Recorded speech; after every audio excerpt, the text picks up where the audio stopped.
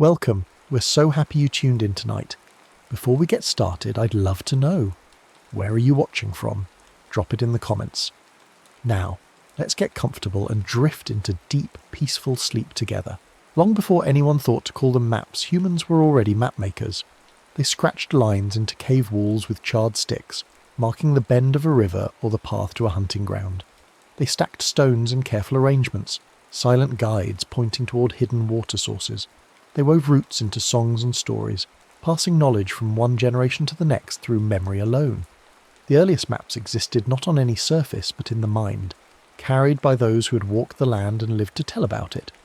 But memory fades, and travellers die, and eventually someone realised that a mark on clay or stone could outlive the person who made it.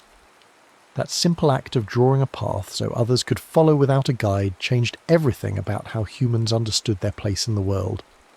As settlements grew from temporary camps into permanent villages and then into cities, the need to record the land became urgent.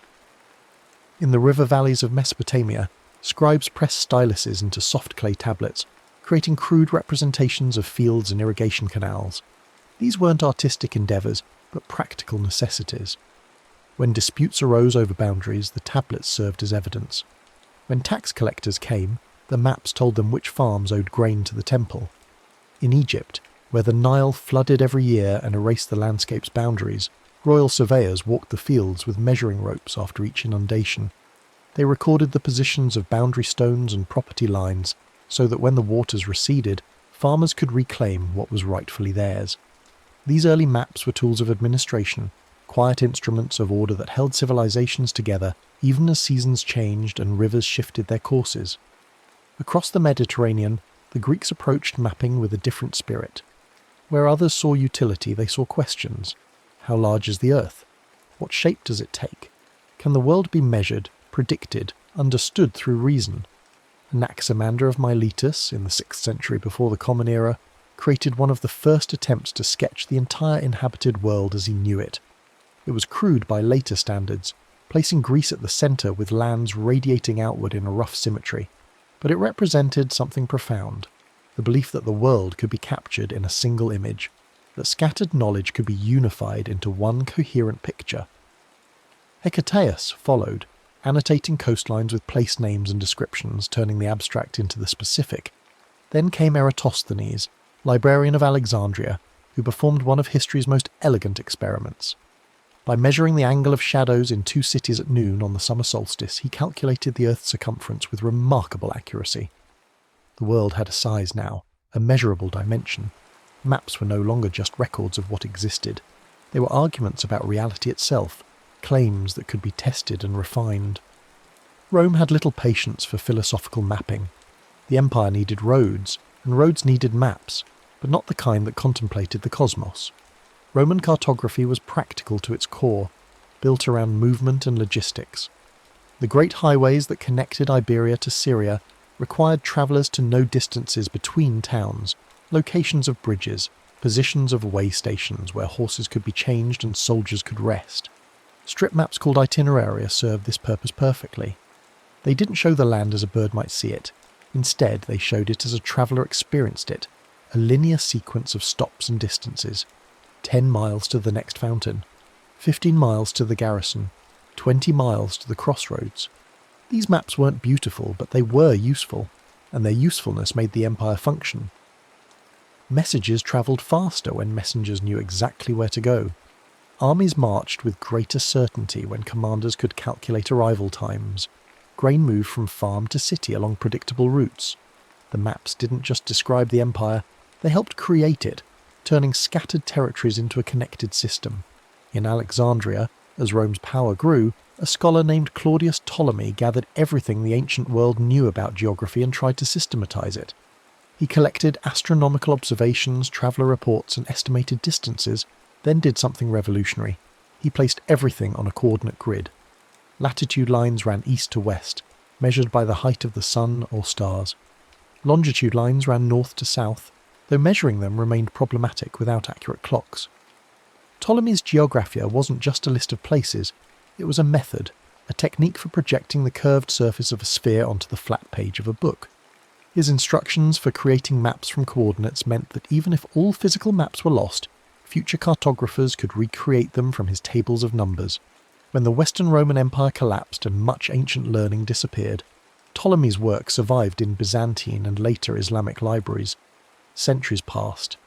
Then, as European scholarship revived in the late medieval period, translators rediscovered his text.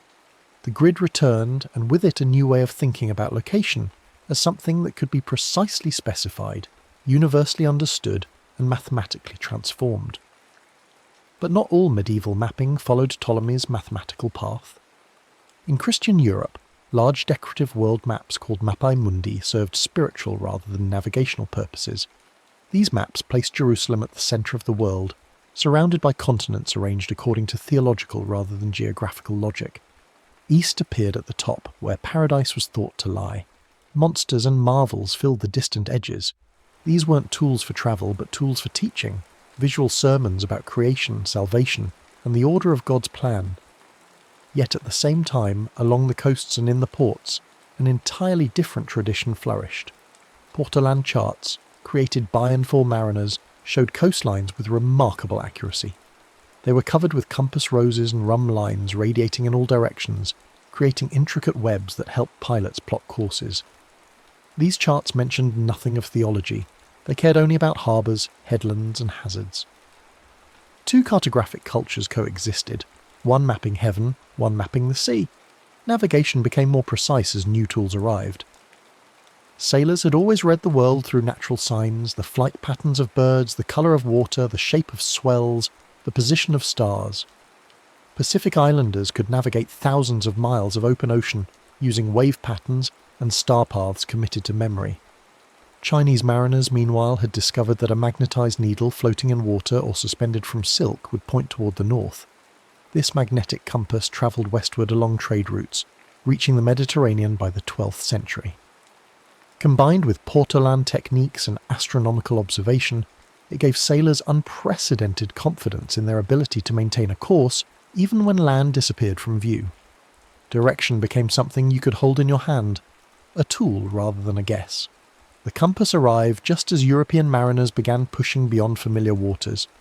Portuguese caravels crept down the African coast, each voyage extending the known world a little farther.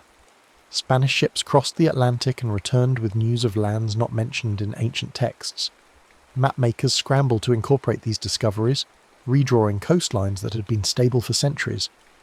Each new voyage generated new maps, and each new map sparked new voyages.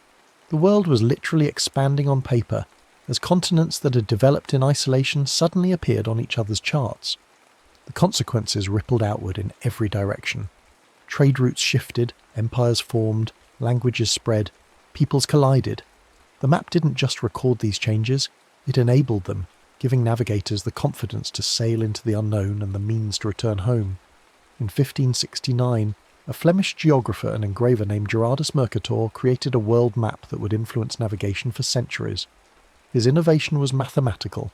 He designed a projection that stretched the globe in such a way that any straight line drawn on the map represented a constant compass bearing. For sailors, this was transformative. Instead of constantly recalculating courses as they sailed, they could plot a straight line from origin to destination, read off the bearing, and follow it.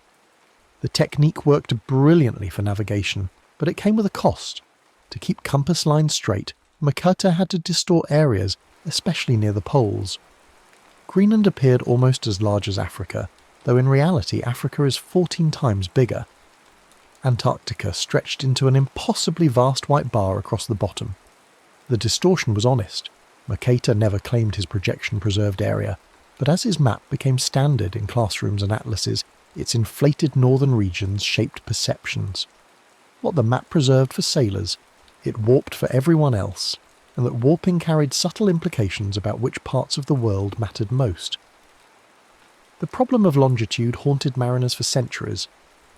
While latitude could be measured relatively easily by observing the sun or stars, determining east-west position required knowing the exact time at a reference location. Clocks existed, but they were useless at sea, thrown off by temperature changes and the ship's motion. Ships could sail into the correct latitude and then turn east or west, hoping to hit their target, but countless vessels missed islands by miles and ran out of supplies in empty ocean. The British government eventually offered a substantial prize for a practical solution. John Harrison, a self-taught clockmaker, spent decades perfecting a marine chronometer that could keep accurate time through storms and tropical heat. His invention worked. By comparing local noon, when the sun reached its highest point, with the time shown on a clock set to the reference meridian, a navigator could calculate longitude. The ocean had coordinates now, invisible lines that nevertheless could be found and followed. On land, cartographers faced their own challenges. Countries wanted accurate maps for taxation, military planning and development, but surveying vast territories required new methods. The solution was triangulation. Surveyors would measure one baseline with great precision, then use it as the foundation for a network of triangles covering the landscape. By measuring angles between landmarks from different positions and applying trigonometry, they could calculate distances without physically measuring them. The Cassini family spent 4 generations mapping France this way. The British Ordnance Survey systematically covered every corner of Great Britain and Ireland. In India, the Great Trigonometrical Survey stretched across the subcontinent, eventually measuring the height of Himalayan peaks. Borders that had once been vague zones became precise lines. Tax assessors could calculate areas exactly.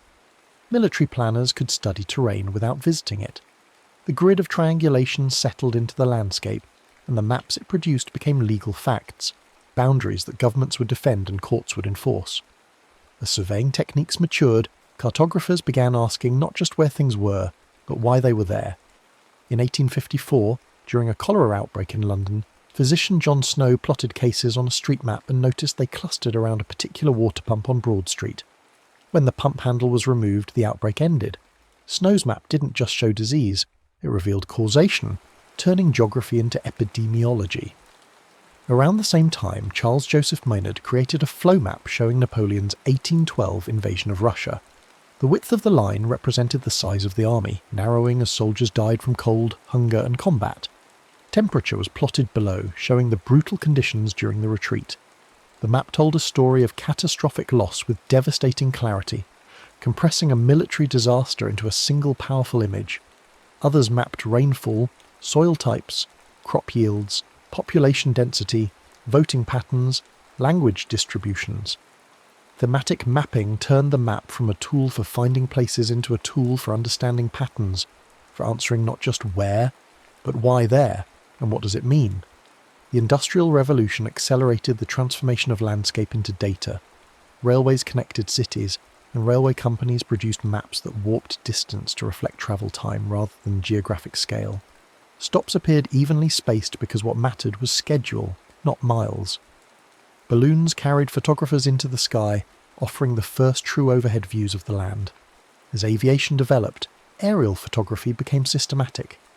Planes flew in careful grids, cameras clicking at intervals, producing thousands of overlapping images that could be assembled into mosaics. Photogrammetrists developed techniques for extracting three-dimensional information from flat photographs, measuring heights and slopes without climbing mountains. Contour lines appeared on maps, connecting points of equal elevation, turning the chaotic complexity of terrain into something readable, predictable. Mountains acquired numbers, valleys gained precise depths. The landscape that people had once known only by walking through it could now be understood from above, converted into facts that could be printed and filed and referenced. The Cold War launched cartography into orbit. Both superpowers needed to track each other's movements and resources, and satellites offered an all-seeing eye that no border could block. Early reconnaissance satellites photographed vast swathes of territory, revealing details that ground-based intelligence could never match. But the same technology that served espionage also served navigation. The United States military developed the Global Positioning System, a constellation of satellites broadcasting precise timing signals. A receiver on the ground could listen to multiple satellites simultaneously, and, by comparing the timing of their signals, calculate its exact position. The system was designed for guiding missiles and coordinating troops, but in the final decades of the 20th century, access was extended to civilians. Suddenly anyone with a receiver could know their location to within meters. Hikers, sailors, drivers, surveyors, anyone who needed to know "where am I?" could get an answer from space. Other nations developed their own systems, Russia's GLONASS, Europe's Galileo, China's Beidou. The sky filled with timing signals, and the ground filled with people who expected maps to always show their current position. Meanwhile, Earth observation satellites watched the planet's surface continuously. Weather systems became visible as they formed. Deforestation could be tracked over decades. Ice sheets revealed their shrinkage. Cities glowed at night, their lights mapping human presence more clearly than any boundary line. Wildfires were detected before ground crews spotted smoke. Crops were monitored across entire nations. The satellites didn't make judgments. They just watched and recorded, sending down an endless stream of data that could be assembled into maps of change, maps of risk, maps of opportunity. The world became transparent in ways previous generations couldn't have imagined. As the limitations of Mercator's projection became more widely understood, cartographers debated alternatives. Every map projection involves compromise because a sphere cannot be flattened without distortion. Some projections preserve angles but distort areas. Others preserve areas but distort shapes. Still others try to balance various properties, accepting moderate distortion everywhere to avoid extreme distortion anywhere. Arthur Robinson designed a projection that looked visually balanced, used by National Geographic for decades. The Winkel triple minimised overall distortion through a different compromise. John Paul Good created an interrupted projection that split the oceans to keep continental shapes more accurate. Slowly, classroom walls and atlas pages began to show alternatives to Mercator. The choice of projection came to be understood not as a technical detail, but as a decision with implications. What do you want your map to show accurately? What are you willing to distort? And what worldview does that choice reinforce? But projection debates were only part of a larger conversation about whose perspectives maps represented. European colonial powers had drawn boundaries across Africa, Asia, and the Americas, often in distant conference rooms without consulting people who lived on the land. Straight lines sliced through regions where rivers and mountains had long served as natural divisions, where ethnic groups had established territories over centuries. Cadastral surveys divided land into rectangular plots ready for sale or development, erasing indigenous mapping systems that recognised seasonal migration routes and sacred sites. Maps enabled resource extraction by identifying valuable deposits and planning infrastructure to reach them. They enabled control by making populations legible to administrators. The map was never neutral. Every map reflected the interests and assumptions of its makers, and many people found themselves erased from official cartography, their place names replaced, their routes ignored, their territories claimed by lines they had no part in drawing. In the late 20th and early 21st centuries, digital technology democratized mapmaking in unprecedented ways. City transit systems produced schematic diagrams that distorted geography to make connections clear, turning sprawling metro networks into readable abstracts. The London Underground map, designed by Harry Beck in 1931, became the template. Straight lines, regular angles, stations evenly spaced regardless of actual distance. What mattered was not where stations were, but how they connected. The diagram sacrificed geographic accuracy to achieve clarity of purpose, and passengers loved it. Delivery companies developed sophisticated routing systems that calculated optimal paths for trucks making dozens of stops, redrawing their maps nightly as packages moved and schedules changed. Navigation apps appeared on smartphones, offering turn-by-turn directions that updated in real time.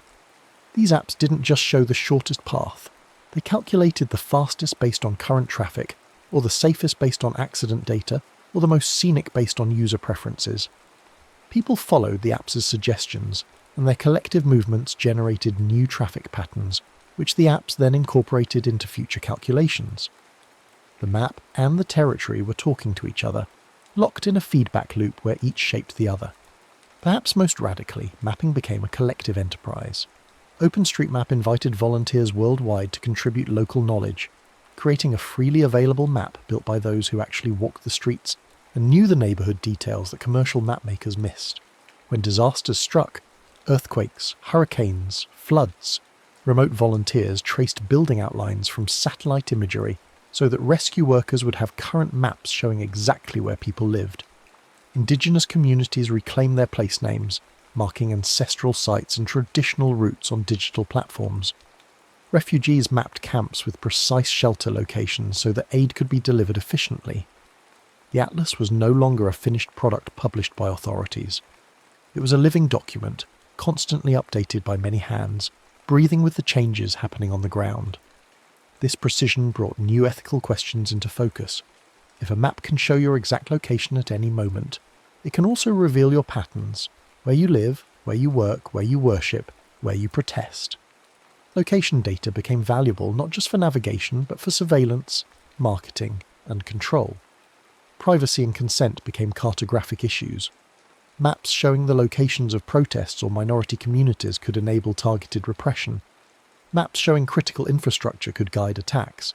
Redaction became as important as revelation. Crisis maps that showed where help was needed could also show where vulnerable people were gathered. The more precise the map, the greater the responsibility of those who made it and those who used it.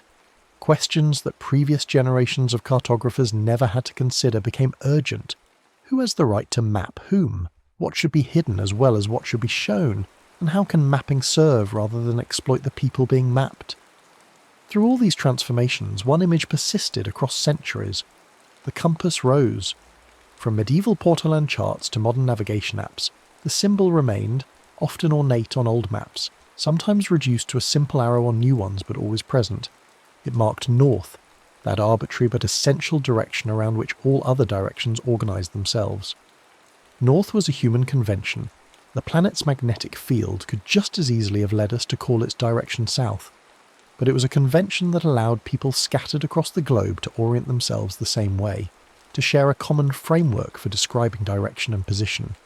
The compass rose represented something fundamental about what maps do. They don't eliminate uncertainty or make the world simple, but they give us a way to move through complexity with greater confidence.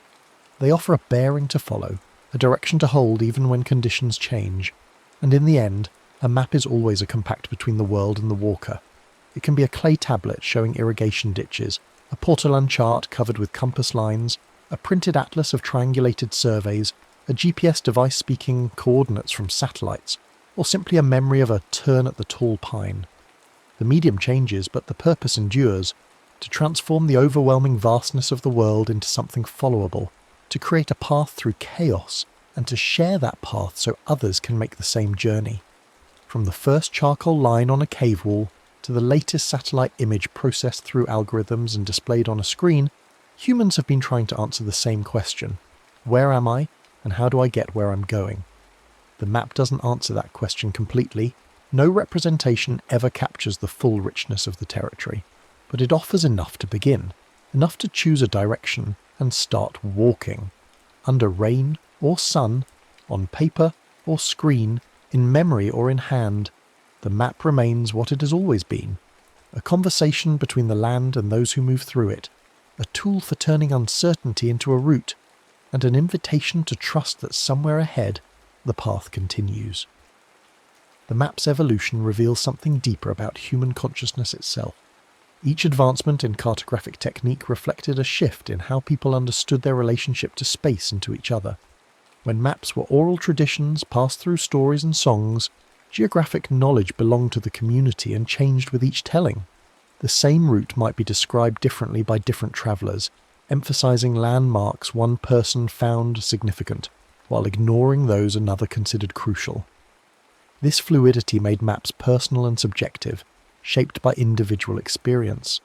But when knowledge moved from memory to clay, from speech to inscription, something fundamental changed. The map became fixed, authoritative, separate from any single person's experience.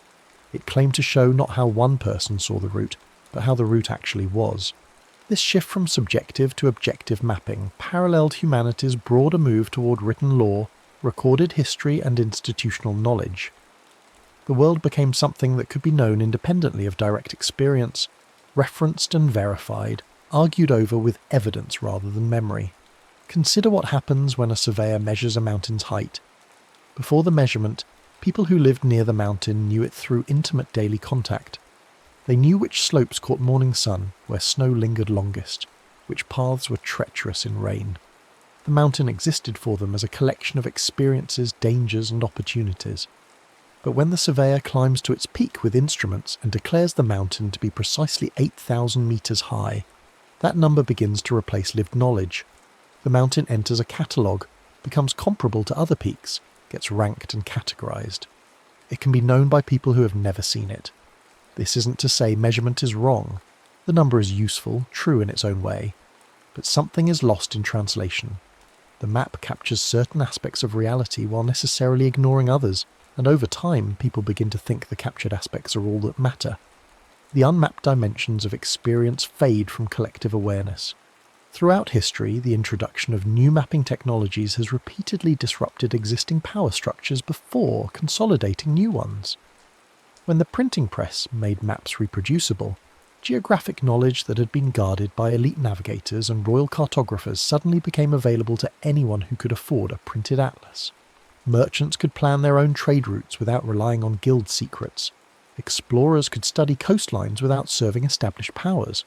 But this democratization proved temporary. As commercial map publishers grew wealthy and influential, they became the new gatekeepers, deciding which places deserved detailed coverage and which could be left blank. Their choices reflected market demand, which in turn reflected the interests of those with money to spend on maps. Poor neighbourhoods might be mapped crudely or not at all, while wealthy districts received meticulous attention. Colonies were often better mapped than the metropole's own working-class areas, because colonial maps served economic exploitation, while mapping poverty served no obvious profit. The digital revolution seemed to promise true democratization. With GPS technology and satellite imagery freely available, with platforms allowing anyone to contribute geographic data, it appeared that mapping might finally escape elite control. To some extent, this happened. Volunteers mapped remote villages that commercial cartographers had ignored. Activists documented environmental destruction that governments preferred to hide. Communities reclaimed indigenous place names erased by colonizers. But new concentrations of power emerged.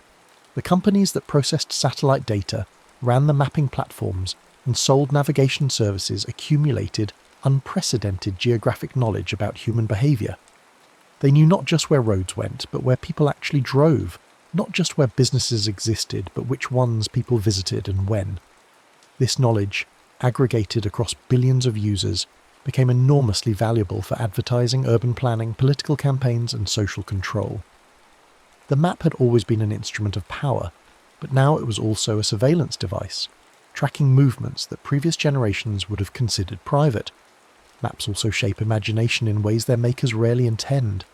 A child growing up with a standard Mercator projection absorbs certain assumptions, that northern regions are vast and important, that straight lines represent natural boundaries, that the world is fundamentally organised into nation-states coloured in distinct blocks.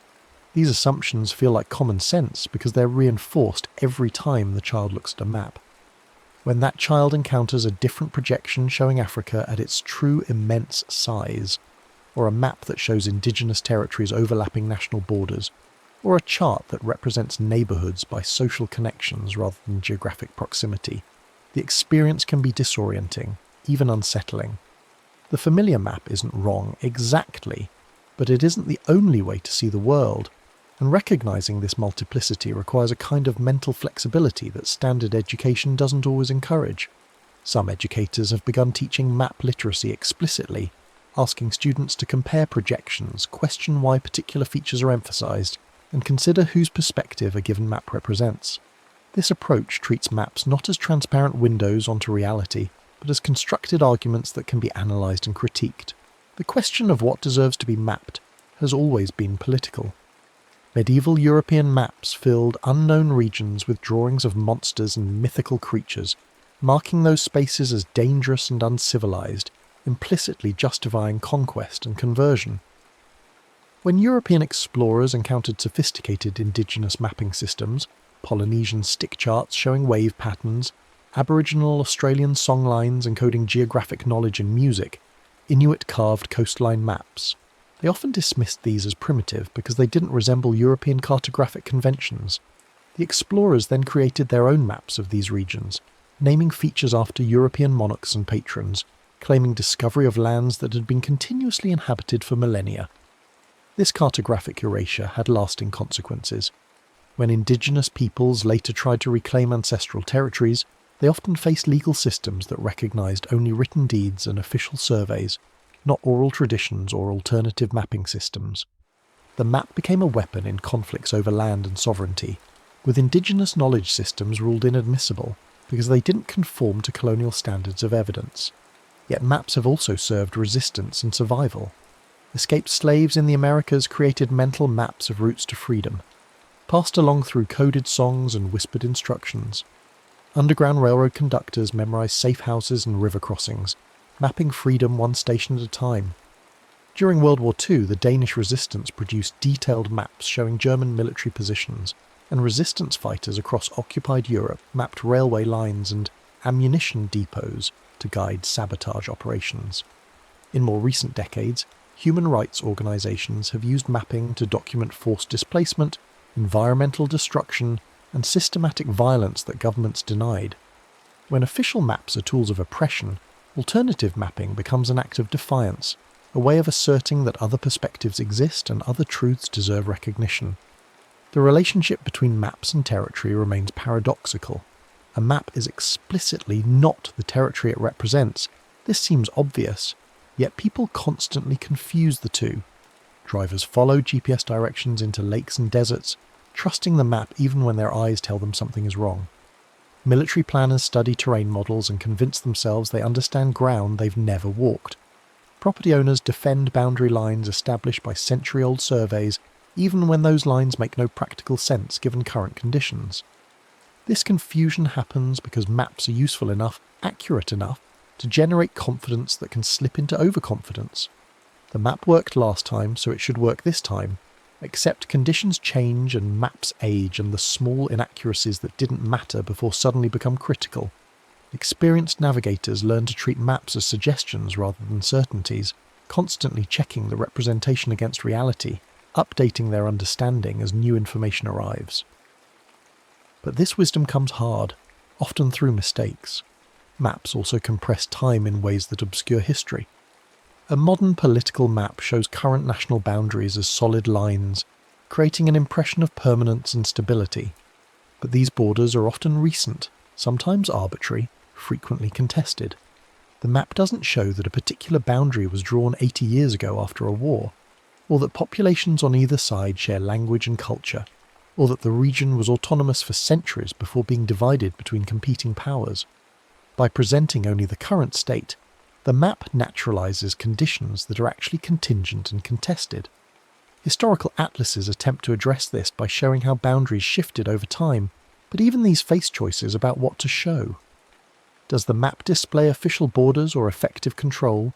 Does it show indigenous territories or colonial claims? Each decision involves judgments about which version of the past deserves recognition, and those judgments inevitably reflect the mapmaker's biases and blind spots. The future of mapping seems likely to involve increasing personalization and real-time updating. Already, navigation apps show different routes to different users based on their travel history and preferences. Augmented reality systems overlay digital information onto physical space, allowing users to see through buildings to visualize subway lines, or look at a restaurant and see reviews floating in their field of vision, or point their phone at a mountain and see its name and elevation appear on screen. These technologies promise convenience and enhanced understanding, but they also raise questions about filter bubbles and mediated experience. If everyone sees a personalized map showing slightly different information, do they still share a common geographic reality? If people experience the city primarily through digital overlays that highlight certain businesses and hide others, whose interest does that serve? The map has always mediated between human and environment, but as that mediation becomes more sophisticated and less visible, its influence grows harder to recognize and harder to resist. Despite all these complexities and concerns, the fundamental human need that maps address remains constant. We are animals that move through space but lack the instincts that guide migrating birds or salmon returning to natal streams. We must learn our environment, and we must share that learning with others who haven't yet walked the paths we've discovered. Maps, in their endless variety, serve this essential function. They allow knowledge to accumulate across generations, building on what came before rather than starting over with each life. They turn private discovery into public resource. They make the world legible, navigable, discussable. When mapping works well, it enhances human capability without diminishing human judgment, providing information that aids decision-making without making the decisions themselves. When it works poorly, it constrains imagination, reinforces inequality, and substitutes false certainty for genuine understanding. The difference lies not in the technology, but in the awareness we bring to it, the questions we ask about whose knowledge counts and whose interests are served. A good map, like a good tool of any kind, extends human capacity while remaining subservient to human purpose. It shows us where we are and where we might go, then steps aside and lets us choose. The next story is about to begin. Please relax and enjoy. In the time before memory, before the first clay tablets were pressed with wedge-shaped marks, before the first pyramids rose from the desert sands, there existed a relationship between humanity and the cosmos that was wordless, profound, and utterly essential to survival. Picture, if you will, a world without the glow of electric lights, without the hum of cities, without even the flicker of oil lamps behind shuttered windows. In this darkness, which was the natural state of the world for most of human existence, the night sky was not merely a backdrop to human activity, but rather a living presence, a vast canvas of light that commanded attention and inspired wonder in equal measure. When the sun dipped below the horizon and the fires were built for warmth and protection, ancient peoples would inevitably turn their eyes upward to witness a spectacle that modern city dwellers can scarcely imagine. Thousands upon thousands of brilliant points of light stretching from horizon to horizon, so dense in places that they seem to form a luminous river flowing across the vault of heaven. These early humans, our distant ancestors who lived in caves and temporary shelters, who followed the migrations of animals and the ripening of wild plants, quickly realized that the lights above them were not random or chaotic. Night after night, generation after generation, the same patterns appeared, wheeling slowly across the sky in a great cosmic dance that seemed eternal and unchanging. The stars rose in the east and set in the west, just as the sun did, but while the sun's path varied with the seasons, the stars maintained their relationships to one another with perfect constancy. A configuration that resembled a hunter would always appear in the same form, season after season, century after century. A cluster that looked like a dipper or a bear or a dragon would never alter its shape, never scatter or reform, but would march across the heavens with the dignity of something timeless and fundamental to the structure of reality itself. This was humanity's first encounter with cosmic order, with the realization that beneath the apparent chaos of daily existence, there existed patterns of such reliability that one could stake one's life upon them. And indeed, people did stake their lives on these patterns. The herders who moved their flocks across vast grasslands learned to read the sky as a map, noting which stars rose above which landmarks, using the celestial sphere as a guide through territories that had no roads, no signposts, no written directions.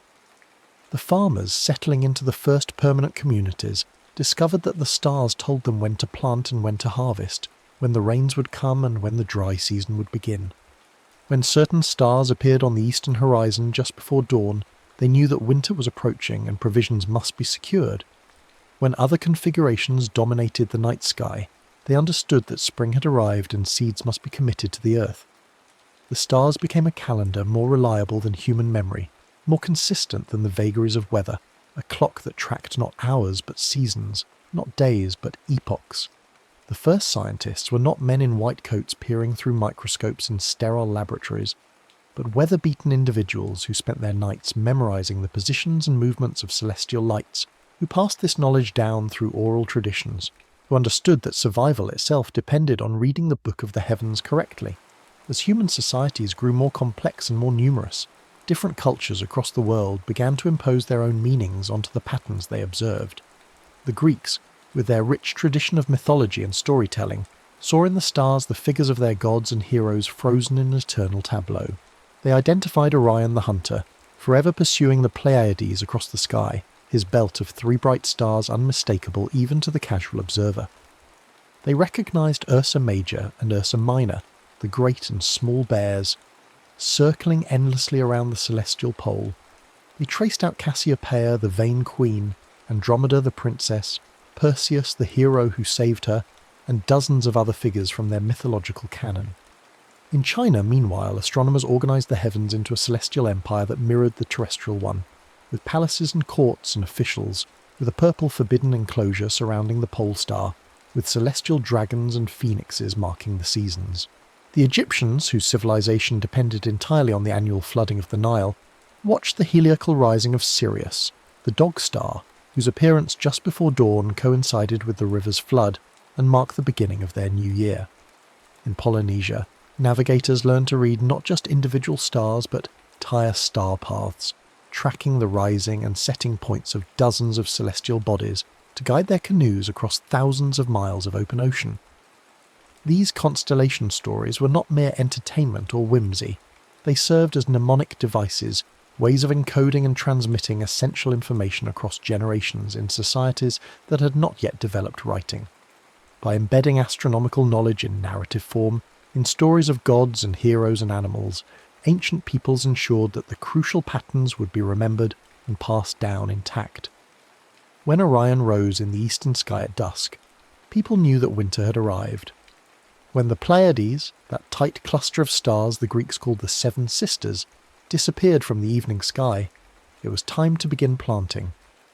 When certain stars dominated the pre-dawn hours, sailors knew which winds to expect and traders knew which routes would be safe. The myths were maps, the stories were science, and the heavens themselves were a text that every member of society learned to read from childhood. This was education before schools, astronomy before telescopes, a science that required nothing more than clear skies, patient observation, and the accumulated wisdom of countless previous generations.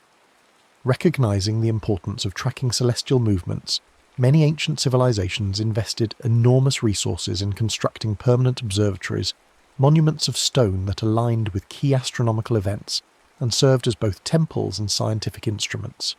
In Mesopotamia, between the Tigris and Euphrates rivers where the first cities arose, priests climbed to the tops of massive stepped pyramids called ziggurats to observe the heavens and record their findings on clay tablets. These observations, accumulated over centuries, allowed Babylonian astronomers to predict eclipses, to track the movements of planets, to develop sophisticated mathematical models of celestial mechanics.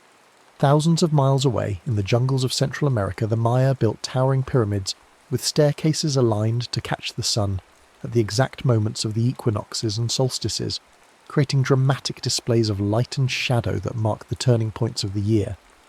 The main pyramid at Chichen Itza, dedicated to the feathered serpent god Kukulkan, was designed so that on the spring and autumn equinoxes, the angle of the sun would create the illusion of a serpent descending the northern staircase, a breathtaking demonstration of astronomical precision achieved without modern instruments. On a windswept plain in southern Britain, Neolithic peoples erected Stonehenge, a monument of massive stone blocks arranged in circles and horseshoe patterns that aligned with the midsummer sunrise and midwinter sunset. The construction of this monument required thousands of hours of labour, the transport of stones weighing many tons across distances of hundreds of miles, all for the purpose of marking humanity's relationship with the cosmos. In China, imperial astronomers worked from tall observation towers, meticulously recording the positions of stars, planets, comets, and meteors. These records, maintained continuously for thousands of years, would later prove invaluable to modern astronomers studying historical supernovae and other transient celestial events. In each case, in each culture, the message was clear. Understanding the heavens was not a luxury, but a necessity. Not mere curiosity, but essential knowledge that justified the commitment of society's most precious resources. For all their symbolic and calendrical importance, the stars served an even more immediately practical purpose as navigational aids, particularly for those who ventured far from familiar territory. Long before the invention of the magnetic compass, before the development of accurate maps, before GPS satellites circled the Earth broadcasting timing signals, travellers relied on the stars to find their way through unknown lands and trackless seas. The most famous of all navigation stars was Polaris, the North Star, which happens through cosmic coincidence to lie almost directly above Earth's North Pole, making it appear stationary while all other stars wheel around it. By locating Polaris and measuring its angle above the horizon, navigators could determine their latitude with reasonable accuracy. Desert caravans crossing the Sahara kept Polaris to one side and Orion's belt as a reference line, maintaining their heading across featureless expanses of sand where a wrong turn meant death from thirst. But the most impressive celestial navigation was practiced by Polynesian voyagers who settled the vast Pacific, sailing in double-hulled canoes across thousands of miles of open ocean without instruments, using only their knowledge of stars, waves, birds, and clouds. These Pacific navigators developed a system of such sophistication that it staggers modern understanding. They memorized the rising and setting points of dozens of stars along the horizon, divided into a compass of 32 houses. They knew which stars passed directly over which islands, allowing them to sail beneath a moving star and arrive at a destination beyond the horizon. They understood the relationship between stars and ocean swells, reading the patterns of waves reflected off distant islands invisible below the curve of the Earth. They watched for certain birds whose presence indicated land within a specific range. They read the colour of the water and the types of clouds. But always, it was the stars that formed the foundation of their knowledge, the reliable constant in an ever-changing seascape. In effect, each voyage was a dialogue with the cosmos itself, with humanity using the ancient lights to plot courses across the newest and most challenging frontier, a conversation between the transient and the eternal, between human ambition and cosmic stability. As civilizations matured and human curiosity deepened, mere observation was no longer sufficient. People began asking not just where the stars were, but why they moved as they did, what governed their motions, what their existence meant. In Babylon, astronomers accumulated centuries of meticulous observations, recording the positions of planets against the background stars, noting the regular patterns in their movements, and developing mathematical models to predict future positions. They discovered that eclipses followed predictable cycles, that the planets moved in complex but ultimately regular patterns, that the universe operated according to rules that could be understood and predicted. This was perhaps the first great insight of mathematical astronomy, that the cosmos was not capricious but lawful, not random but ordered according to principles that human minds could comprehend. The Greeks inherited this Babylonian knowledge and transformed it through their unique philosophical approach. Pythagoras and his followers believed that numbers were the fundamental reality underlying all existence, and they sought cosmic harmonies expressed in mathematical ratios. Plato envisioned a universe of perfect geometric forms, with the heavenly bodies moving in perfect circles at constant speeds, driven by something he called the world soul.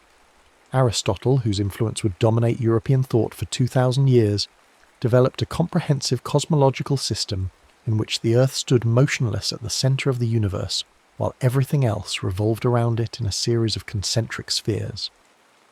The stars, fixed to the outermost sphere, were composed of a fifth element called quintessence or ether, eternal and unchanging, fundamentally different from the four earthly elements of earth, water, air, and fire.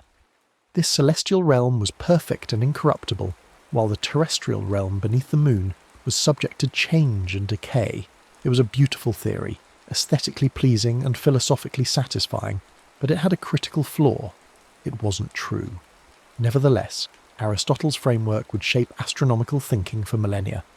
Hipparchus, perhaps the greatest observational astronomer of antiquity, spent years cataloguing the positions and brightnesses of stars, creating the first true star atlas.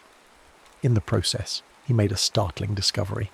Comparing his observations with those made centuries earlier, he realized that the celestial pole had shifted, that the point around which the stars appeared to rotate had slowly migrated over time. He had discovered the precession of the equinoxes, a phenomenon caused by the slow wobble of Earth's axis that takes approximately 26,000 years to complete a full cycle. This was a profound revelation. The heavens themselves were not absolutely fixed, but participated in changes so gradual that only centuries of careful observation could detect them. The pinnacle of ancient astronomy was achieved in Alexandria, the great cosmopolitan city on Egypt's Mediterranean coast, where Greek, Egyptian, and Jewish learning mingled and cross-fertilized. The Library of Alexandria, perhaps the most famous repository of knowledge in the ancient world, gathered scrolls and manuscripts from across the known world, and among its scholars were some of the finest scientific minds of the age. Eratosthenes, serving as the library's third chief librarian, used simple geometry and careful observation to measure the circumference of the Earth with remarkable accuracy. He knew that at noon on the summer solstice, the sun shone directly down a well in Syene, casting no shadow. On the same day in Alexandria, roughly 500 miles north, vertical objects cast shadows of a measurable angle. Using this angle and the distance between the two cities, Eratosthenes calculated Earth's circumference to within a few % of the true value, a stunning achievement using only ancient technology. Claudius Ptolemy, working in Alexandria several centuries later, synthesized all of Greek astronomical knowledge into a comprehensive work called the Almagest. His geocentric model, with Earth at the centre and all celestial bodies revolving around it, in combinations of circular motions called epicycles, could predict planetary positions with impressive accuracy. Though we now know this model was fundamentally incorrect, it represented a remarkable intellectual achievement, a mathematical framework that could account for the apparent motions of the heavens as seen from Earth. When the Western Roman Empire collapsed and Europe descended into centuries of political fragmentation and intellectual stagnation, the torch of astronomical learning was carried forward by scholars in the Islamic world. From Spain to Persia, from North Africa to Central Asia, Muslim astronomers preserved the works of the Greeks, translated them into Arabic, and expanded upon them with new observations and theoretical insights. In Baghdad, the Caliph established the House of Wisdom, a combination library, observatory and research institution where scholars from different traditions collaborated on scientific projects. Observatories were built in Damascus, Samarkand, Cordoba and other cities, equipped with large instruments for measuring celestial positions with unprecedented precision. Al-Battani refined the star catalogues inherited from Ptolemy, correcting errors and adding new observations. He calculated the length of the year with extraordinary accuracy and improved the understanding of the precession of the equinoxes. Ibn al-Haytham, known in the West as Al-Hazan, made fundamental contributions to optics, studying the nature of light and vision in ways that would later influence the development of telescopes. The astrolabe, an intricate handheld device for measuring the positions of stars and telling time, was perfected during this period and became an essential tool for astronomers, navigators, and surveyors throughout the medieval world. The Islamic astronomers didn't simply preserve ancient knowledge, they added to it substantially, and many of the stars we see today still bear the Arabic names given to them during this golden age. Aldebaran, the bright red eye of Taurus the bull, takes its name from the Arabic Aldebaran, meaning the follower, as it seems to follow the Pleiades across the sky.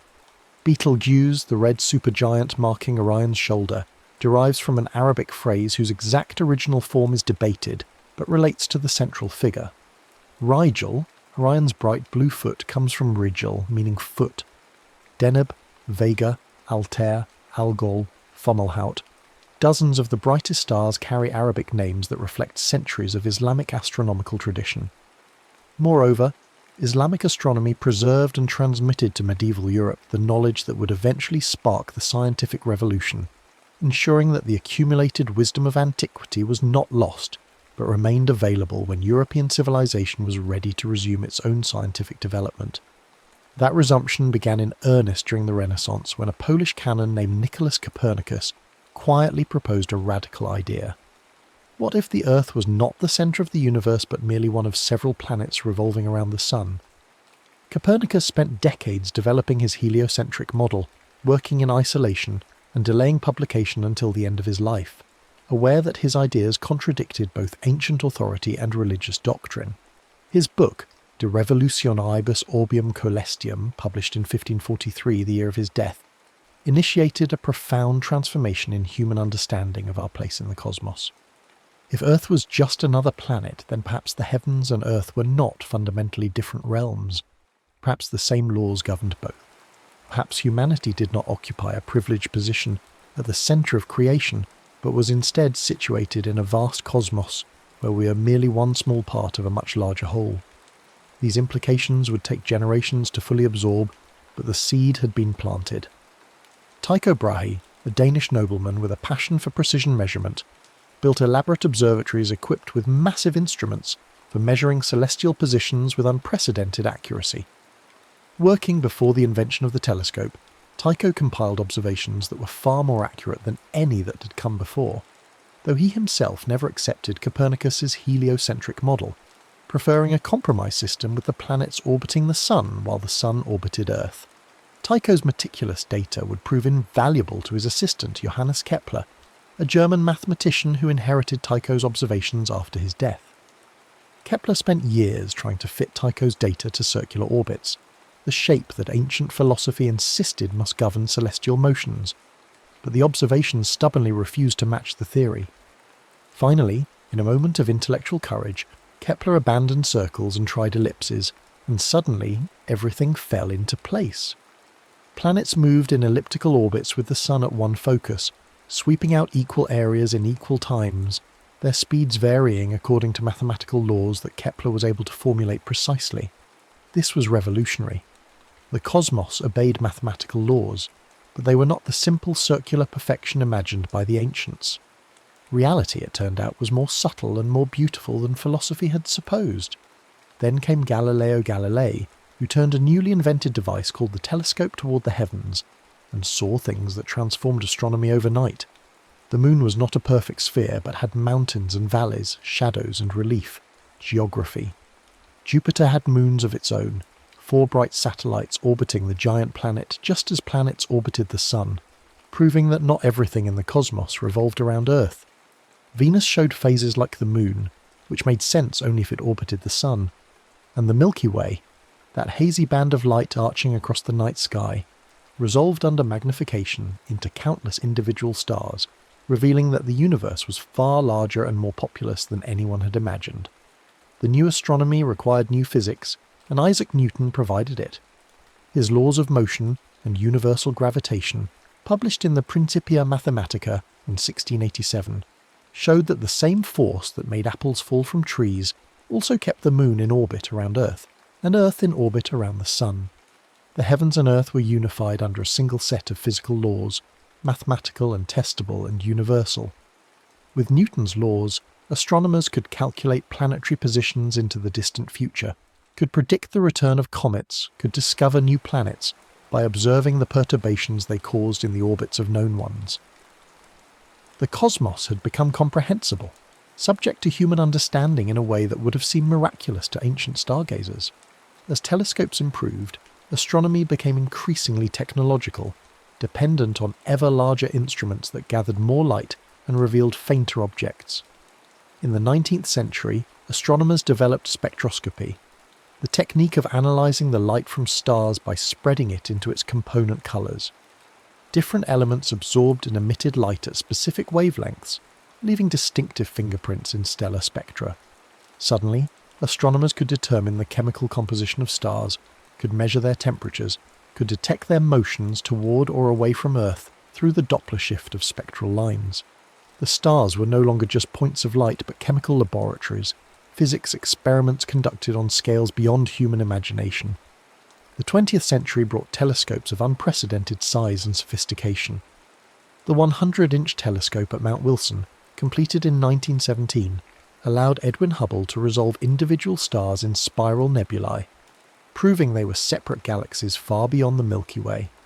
The 200-inch Hale telescope at Palomar, dedicated in 1948, pushed deeper into space, revealing galaxies by the millions, quasars at the edge of the visible universe, and the large-scale structure of the cosmos itself. In 1990, the Hubble Space Telescope was launched into orbit above Earth's obscuring atmosphere, providing views of unprecedented clarity and capturing images that would become iconic. The pillars of creation in the Eagle Nebula, the deep field images showing thousands of galaxies in a tiny patch of sky, the spectacular colours of dying stars wrapped in planetary nebulae.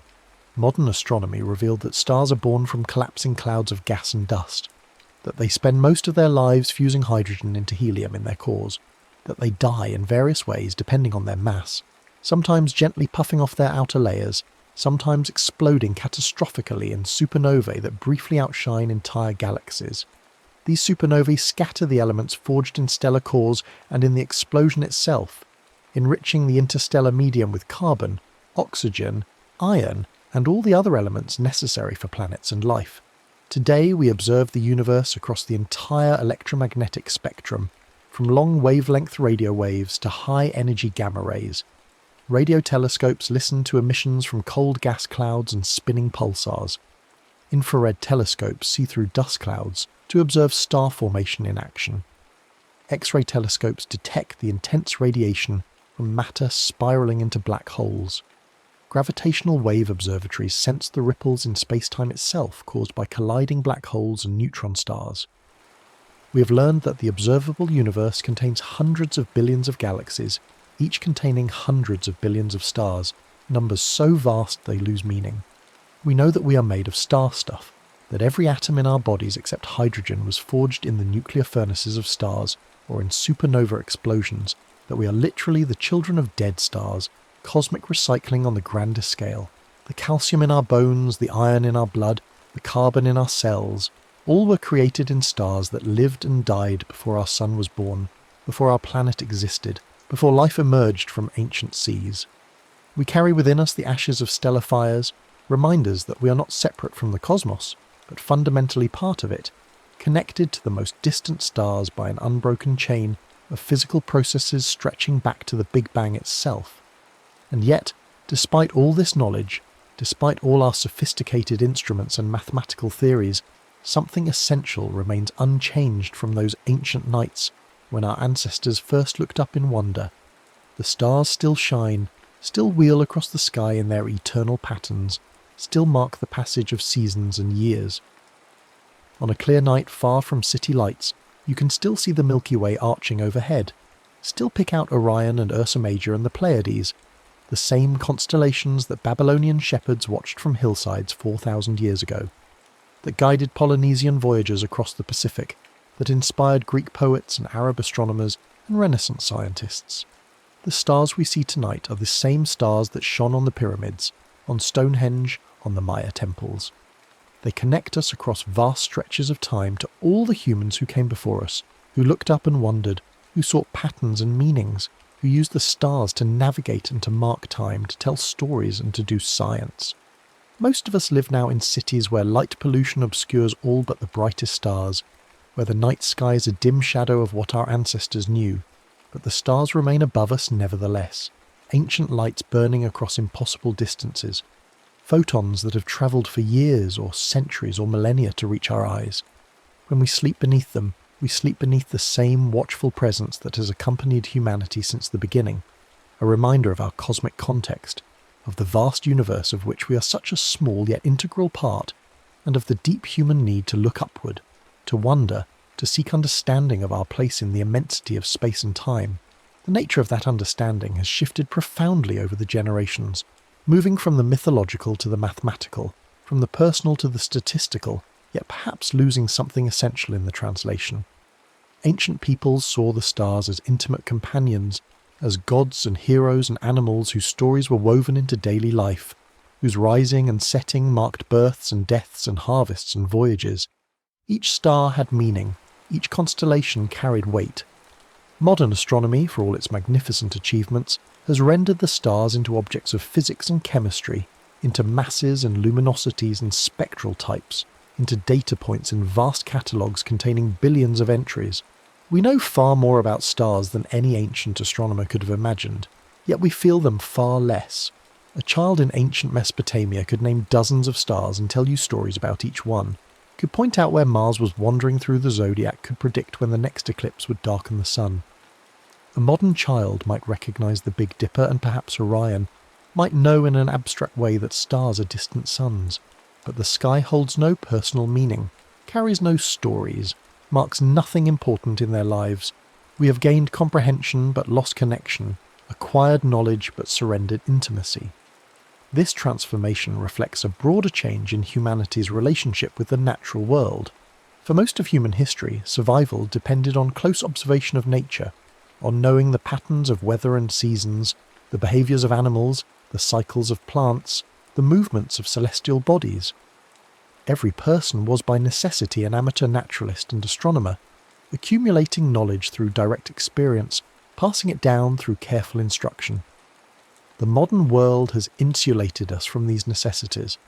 We live in climate-controlled environments, buy food grown by others in places we never visit, navigate with GPS satellites rather than stars, tell time by atomic clocks synchronized across the globe.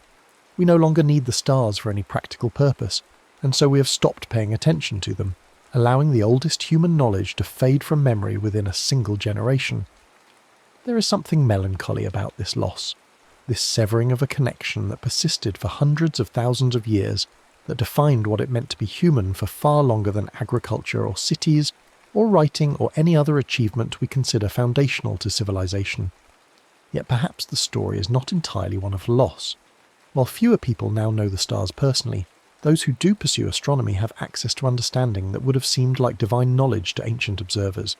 We know that stars are not eternal but have lifespans, that they are born from collapsing clouds and die in various ways depending on their initial mass. We understand the nuclear processes that power them, the fusion of hydrogen into helium and then into heavier elements as stars age. We can trace the life cycle of a star from its formation in a stellar nursery through its main sequence years to its final fate as a white dwarf, neutron star, or black hole. We know that the universe itself has a history, that it began in a hot, dense state approximately 14 billion years ago and has been expanding and cooling ever since. We have detected the cosmic microwave background, the faint afterglow of the Big Bang itself, and measured its tiny temperature variations that seeded the formation of galaxies.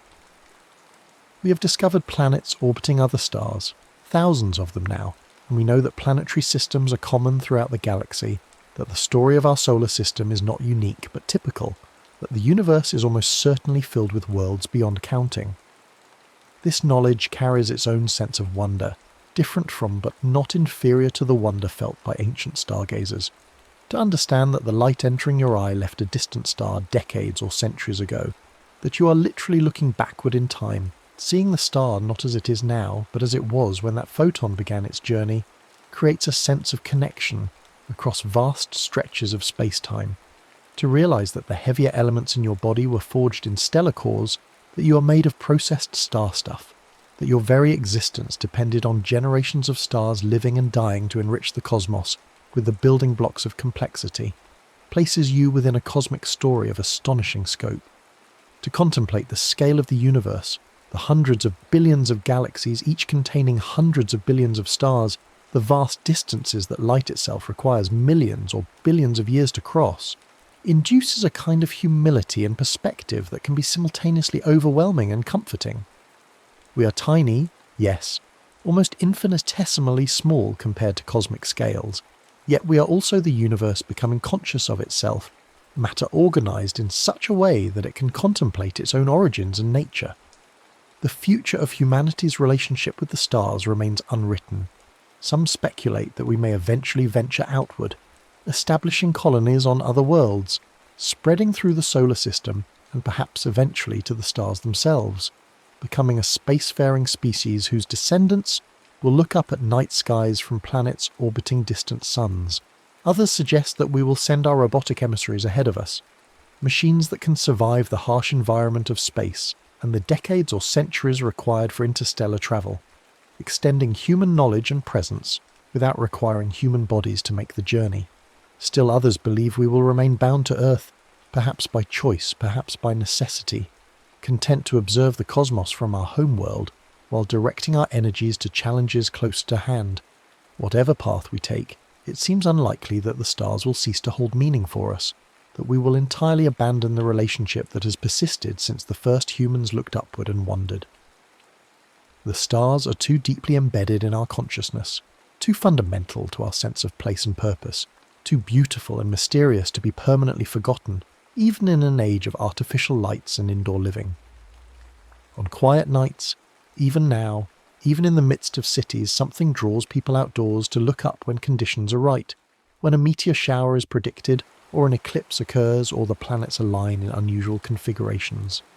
There remains a hunger for that connection, a recognition that the stars speak to something essential in human nature, something that predates civilization and may outlast it. The patterns our ancestors traced in the sky still echo in our culture, in the names we give to things, in the metaphors we use, in the stories we tell. We speak of someone being our North Star, meaning they provide constant guidance. We describe remote possibilities as hoping to reach for the stars. We call celebrities stars, unconsciously linking fame and brightness. When we want to express good wishes, we tell people to wish upon a star. The language of stars permeates human expression, because the experience of stars permeates human history, because for countless generations they were our constant companions, our guides, our calendar, our inspiration, our connection to something larger than ourselves. As the night deepens and the rain continues its gentle rhythm, as consciousness softens and thoughts drift towards sleep, the stars continue their ancient dance overhead, wheeling through the same patterns that have marked the passage of time since long before humans existed and will continue long after we are gone. They shine on deserts and oceans, on cities and wilderness, on sleepers and watchers, indifferent to human concerns yet somehow central to human meaning. Each photon that reaches Earth carries information about distant times and places, about the nature of matter and energy, about the history and fate of the cosmos. The stars are both impossibly distant and intimately present, both alien and familiar, both eternal and temporary on cosmic timescales. They remind us that we are part of something vast and ancient, that our moment in time is brief but connected to everything that came before and everything that will follow, that the story of the universe is also our story, written in light across the darkness, waiting patiently to be read by anyone who takes the time to look up and wonder at the eternal watch of stars burning through the night. The next story is about to begin. Please relax and enjoy. The healer's path stretches from firelit caves to gleaming hospitals, from whispered prayers to gene sequences displayed on screens. The methods have changed beyond recognition, but the fundamental promise remains unchanged: to ease suffering, to push back death, to take the broken and make it whole again. The old woman with her herbs and the surgeon with robotic tools are united across the millennia by the same fierce determination: that life is precious, that pain matters, and that healing is humanity's most ancient and essential art. Between the ancient wisdom and modern miracles lies a vast landscape of discovery, each breakthrough built upon failures and fortunes that came before. The story of medicine is not a straight line, but a winding river, sometimes rushing forward, sometimes pooling in stagnant confusion, occasionally splitting into streams that rejoin centuries later. In the spaces between the great names and famous discoveries, countless others laboured in obscurity, their contributions forgotten but their impacts rippling forward through time. In medieval China, physicians refined techniques that would baffle Western medicine for centuries. They read pulses with such sensitivity that they claimed to detect dozens of different qualities in the rhythm of blood beneath the skin. They inserted thin needles into specific points along invisible meridians, channels through which they believed vital energy flowed. When European missionaries first witnessed acupuncture, they dismissed it as primitive superstition, yet the patients often improved. The Chinese also pioneered inoculation against smallpox long before Jenner, blowing powdered scabs from recovered patients into the nostrils of the healthy. Some died from the practice, but far fewer than would have perished in an epidemic. In the markets of Constantinople, apothecaries sold remedies from 3 continents, spices from India mixed with herbs from Europe and minerals from Africa. The Byzantine Empire preserved Greek medical texts when Western Europe descended into chaos, and their hospitals treated patients with a sophistication that would not be matched in the West for centuries. Physicians there understood the importance of rest, clean air, and proper diet in recovery. They recognized that healing required more than medicines, that the environment and the mind played crucial roles in the body's restoration. The Black Death changed everything. When the plague swept through Europe in the 14th century, killing perhaps a third of the population, medicine confronted its absolute helplessness. Doctors in bird-like masks stuffed with herbs attended the dying, but nothing they did made any difference. Some blamed the alignment of planets, others the wrath of God, still others the corrupted air rising from swamps and corpses. They were all wrong, but they had no tools to discover the truth. The plague sparked both despair and innovation. Quarantine became a tool of public health, cities isolating the sick in designated areas. The word itself came from the Italian 40 giorni, 40 days. The period ships had to wait before docking if plague was suspected aboard. In the wake of such devastation, people questioned everything, including medical authority. If the learned physicians with their university degrees could not stop the dying, what good was their knowledge? Some turned to folk healers, to cunning women who knew herbs and charms. Others sought flagellation and prayer. A few began to wonder if perhaps the old authorities had been wrong about many things, if perhaps direct observation might reveal truths that ancient texts had missed. The printing press accelerated everything. Medical knowledge no longer depended on hand-copied manuscripts that could be destroyed in a single fire. Books multiplied and spread, carrying ideas across borders faster than any traveller. Andreas Vesalius's anatomical drawings reached physicians throughout Europe within years of publication. Competing theories could be compared side by side. Errors could be identified and corrected, though often it took generations for old ideas to die even after being disproven. In Padua, Italy, the first permanent anatomy theatre was built in 1594, a wooden structure where students crowded on steep tiers to watch dissections below. The bodies came from executed criminals, and the dissections had to be performed quickly before decay set in. Yet in those reeking demonstrations, medicine transformed from theoretical to empirical. Seeing was believing, and what they saw often contradicted what they had been taught. Across the centuries, women fought for their place in healing. In ancient times, midwifery had been exclusively their domain, and many also practiced herbal medicine. But as medicine professionalised and universities formed, women were excluded. Male physicians began attending births, often with disastrous results because they lacked the accumulated wisdom of generations of midwives. In the 19th century, Elizabeth Blackwell fought her way into medical school in America, graduating first in her class despite the hostility she faced. She opened doors for others, proving that medical knowledge was not gendered, that healing belonged to anyone with the skill and dedication to learn. The 19th century brought suffering on an unprecedented scale through industrialisation, but it also brought the means to document and study that suffering. Workers in factories breathed toxic fumes and lost limbs to machinery. Children laboured in coal mines and textile mills, their bodies deformed by unnatural work. Cholera swept through crowded slums where human waste mixed with drinking water. Yet these horrors drove reform. John Snow mapped cholera cases in London and traced an outbreak to a single contaminated water pump. His work proved that disease could spread through water, not just bad air, revolutionising public health. Florence Nightingale transformed nursing from menial work into a respected profession. In the Crimean War, she found wounded soldiers lying in their own filth, infections killing more men than battles. She organised clean wards, proper ventilation and systematic care. Mortality rates plummeted. She returned to England and used statistics, a new tool then, to prove the importance of sanitary conditions. Her charts and graphs made the invisible visible, showing patterns that narrative alone could not convey. In Vienna, Ignaz Semmelweis noticed that women giving birth attended by doctors died of childbed fever far more often than those attended by midwives.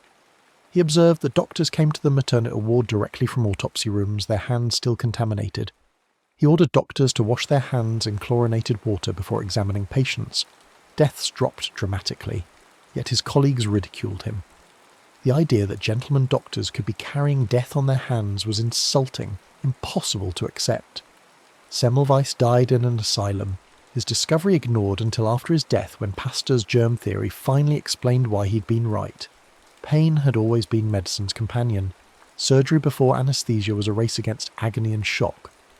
The best surgeons were the fastest, able to amputate a limb in under a minute while strong men held the screaming patient down. Many chose death over the surgeon's knife. When ether and chloroform made painless surgery possible, it seemed like divine intervention. Suddenly, operations could be careful and precise instead of frantically quick. Surgeons could enter the abdomen, the chest, even the skull. But with this new access came new dangers. Patients survived the surgery only to die days later from infections, their opened bodies invaded by bacteria. Lister's antiseptic technique changed this calculus. By creating a sterile field, by killing bacteria on instruments and in wounds, he made complex surgery survivable. Other surgeons refined his methods, moving from antiseptic to aseptic technique, preventing contamination rather than killing microbes after the fact. Rubber gloves, surgical masks, sterilised instruments, and scrubbing protocols became standard. The operating room became a temple of cleanliness, and surgery transformed from desperate gamble to calculated intervention. Meanwhile, in laboratories, scientists hunted invisible enemies. Koch's postulates provided a framework for proving that specific microbes cause specific diseases. Once identified, these enemies could be studied, their weaknesses discovered. Vaccines were developed for rabies, diphtheria, tetanus. Each disease conquered was a victory for all humanity. But the war was far from over. Tuberculosis, the White Plague, killed more people in the 19th century than any other disease. It consumed its victims slowly, wasting their bodies over months or years. Sanatoriums were built in mountains and by the sea, places where fresh air and rest might help the body fight back. Some patients recovered, but most did not. The tubercle bacillus was identified, but no weapon existed against it. Patients lay in open-air pavilions even in winter, bundled in blankets, believing that cold, fresh air might succeed where medicines failed. Then came the sulfur drugs in the 1930s, the first synthetic antibiotics. For the first time, chemicals could be designed to kill bacteria, while leaving human cells relatively unharmed. Infections that had been death sentences became treatable. But sulfur drugs were crude weapons with serious side effects, and many bacteria were resistant to them. Penicillin changed everything. Fleming's accidental discovery in 1928 languished for over a decade because he could not produce enough of the substance to test it properly. During World War II, the desperate need for better treatments for wounded soldiers drove a massive effort to mass-produce penicillin. By 1944, there was enough for the D-Day invasion, and countless soldiers survived wounds that would have killed them in earlier wars. After the war, penicillin became widely available, and other antibiotics followed. Humanity had finally found a way to fight back against bacterial infections effectively, but bacteria evolve, and evolution is faster in organisms that reproduce in minutes rather than years. Resistance emerged, strains of bacteria that could survive antibiotics, then thrive in their presence. The arms race between human ingenuity and bacterial evolution continues today, with some infections becoming untreatable by any known antibiotic. The miracle of antibiotics may be temporary, a brief window in history when bacterial infections could be easily defeated. Mental illness remained medicine's dark frontier. For millennia, the mad were chained, beaten, locked away in asylums that were closer to prisons than hospitals. Treatments ranged from useless to torturous: bloodletting, purging, cold baths, spinning chairs, insulin shock, lobotomy. The brain was too complex, too inaccessible, too mysterious. Without understanding the organ, physicians could not treat its disorders. Freud and his contemporaries tried to map the mind through conversation, believing that mental illness arose from psychological conflicts rather than physical causes. Their theories were often wrong, sometimes harmful, but they established the idea that the mind could be treated, that mental suffering was a legitimate domain of medicine. In the mid-20th century, the first psychiatric medications were discovered, mostly by accident. Chlorpromazine, developed as a surgical anaesthetic, proved to calm psychotic symptoms. Imipramine, tested as a treatment for infections, turned out to be an effective antidepressant. These drugs were crude, with terrible side effects, but they offered hope where none had existed. Neuroimaging eventually allowed scientists to peer inside living brains, watching which regions activated during different tasks, identifying structural abnormalities associated with various disorders. The brain remained mysterious, but it was no longer completely opaque. Mental illness began to be understood as brain illness, physical conditions with physical causes, though stigma remained powerful. Polio terrified parents throughout the first half of the 20th century. The virus struck children especially, leaving some dead, others paralysed, still others trapped in iron lungs, mechanical devices that breathed for them when their respiratory muscles failed. Franklin Roosevelt, President of the United States, was a polio survivor who used a wheelchair, though he hid the extent of his disability from the public. The March of Dimes raised millions for research. Jonas Salk developed a killed virus vaccine, tested it on himself and his family, then conducted mass trials. When the vaccine was declared safe and effective in 1955, church bells rang across America. Albert Sabin's oral vaccine followed, easier to administer, and polio was beaten back to a few remaining pockets of infection worldwide. The success of vaccination led to greater ambitions. Why not eradicate all infectious diseases? Smallpox vaccination intensified in the 1960s and 70s, a coordinated global campaign tracking down every case, vaccinating everyone in contact with infected individuals. The last natural case of smallpox occurred in Somalia in 1977. 3 years later, the World Health Organization declared the disease eradicated. For the first time in history, humanity had deliberately driven a disease to extinction. The virus exists now only in 2 secure laboratories, kept for research, subject of debates about whether even these last samples should be destroyed. But not all diseases could be erased so easily. Malaria killed millions every year, especially in tropical regions. The parasite's complex life cycle, requiring both mosquitoes and humans, made it difficult to target. DDT was used to kill mosquitoes and it worked, saving millions of lives, but the environmental cost was catastrophic.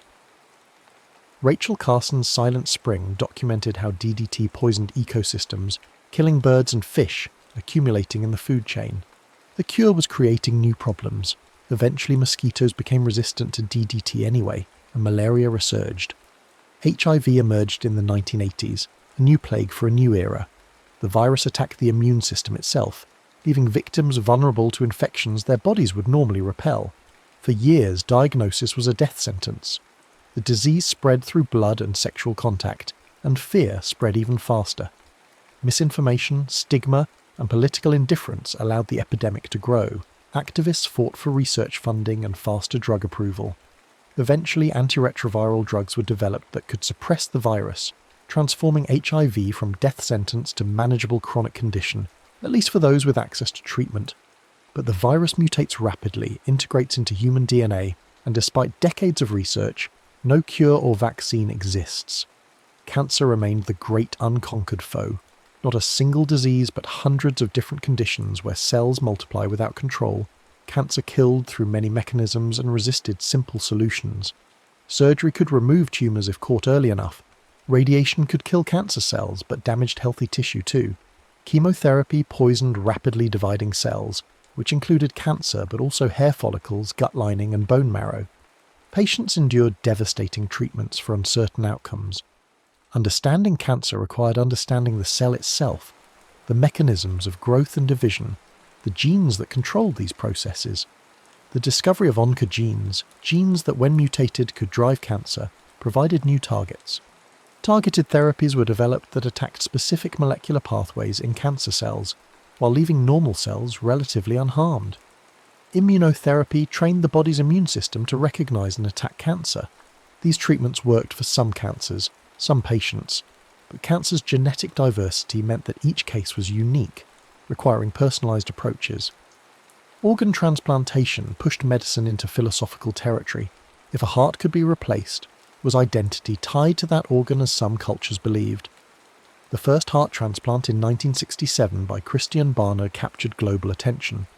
The patient survived only 18 days, but the barrier had been broken. The problem was rejection.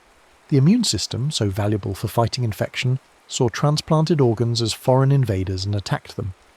Immunosuppressive drugs allowed transplants to succeed, but left patients vulnerable to infection.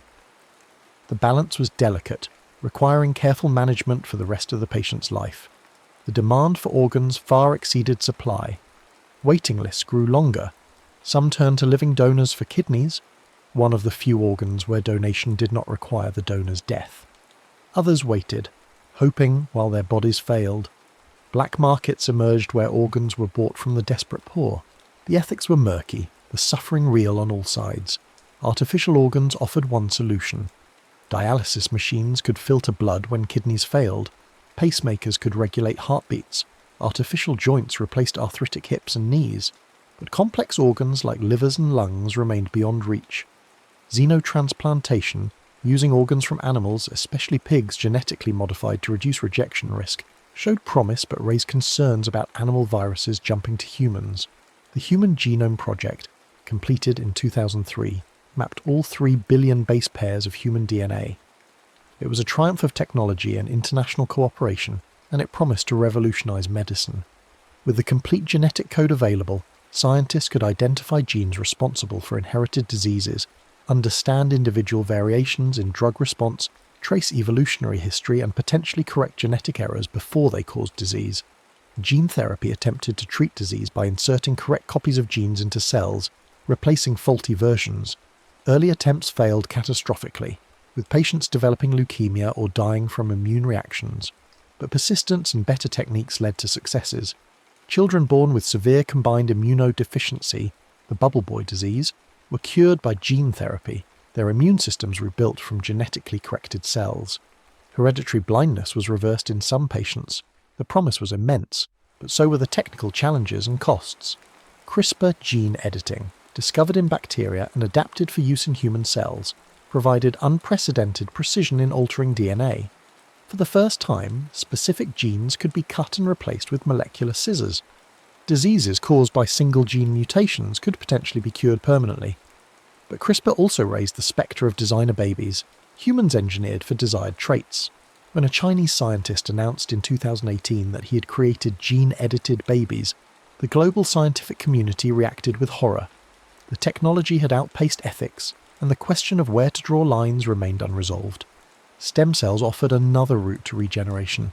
These undifferentiated cells could develop into any tissue type, potentially allowing damaged organs to be regrown rather than replaced.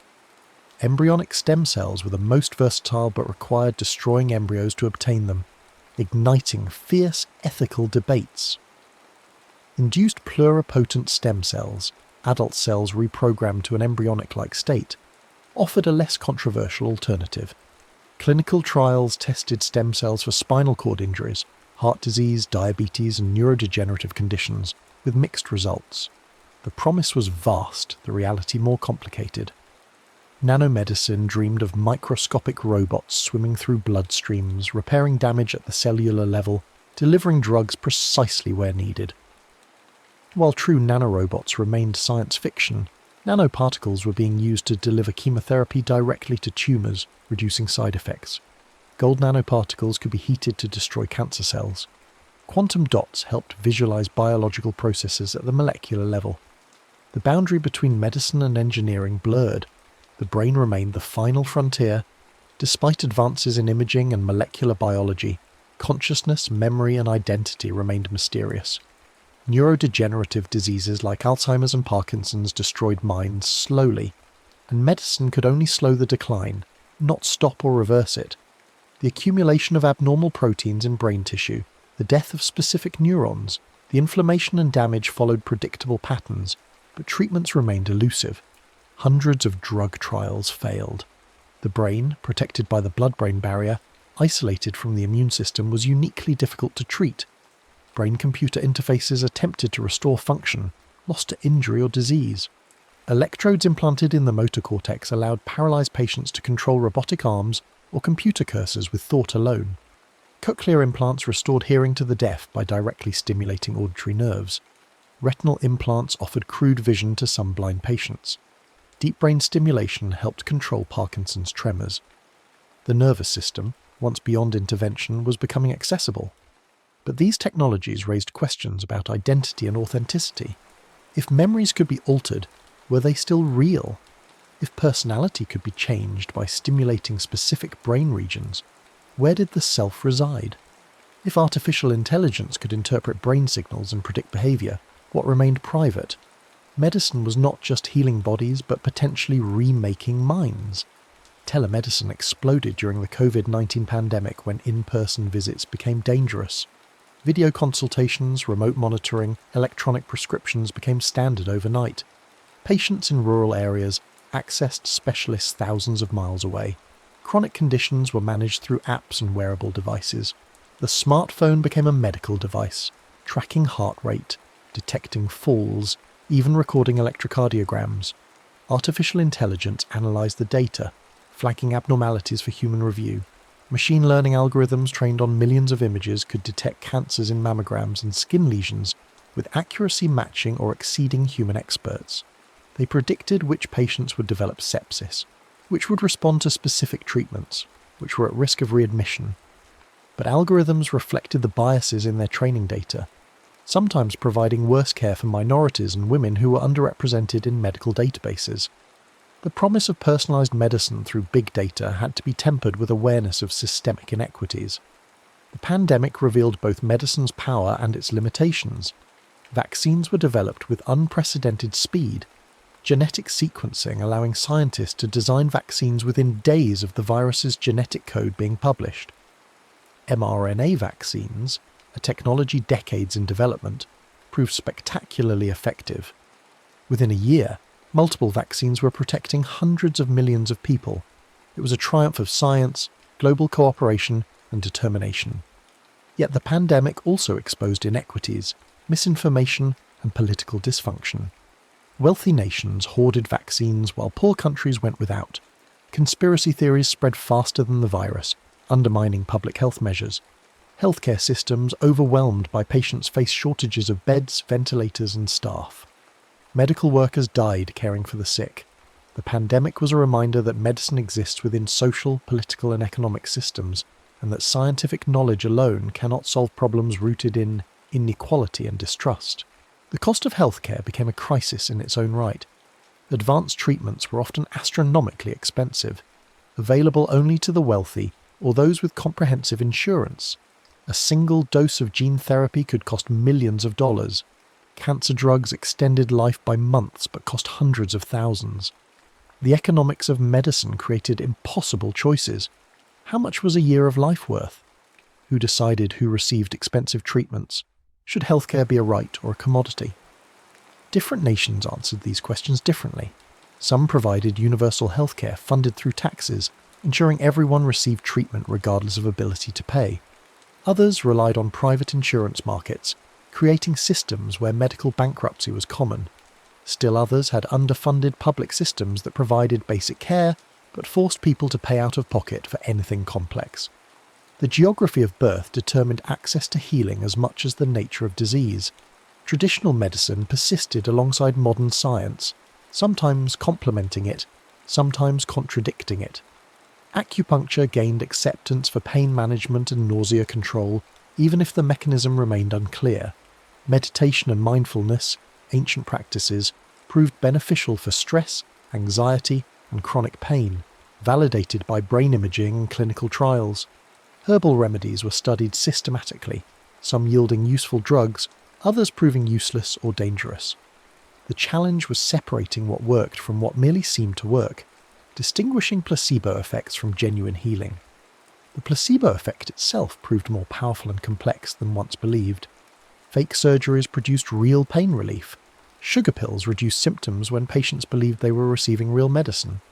The mind's influence on the body was undeniable, though the mechanisms remained mysterious. This did not mean all healing was psychological, but it meant that belief, hope, and context mattered. That medicine was not just chemistry, but relationship, ritual, and meaning.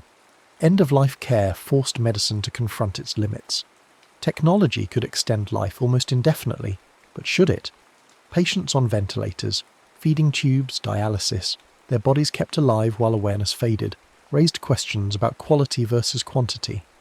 The hospice movement emphasized comfort and dignity over aggressive treatment, acknowledging that death was not always medicine's enemy, but sometimes its appropriate conclusion.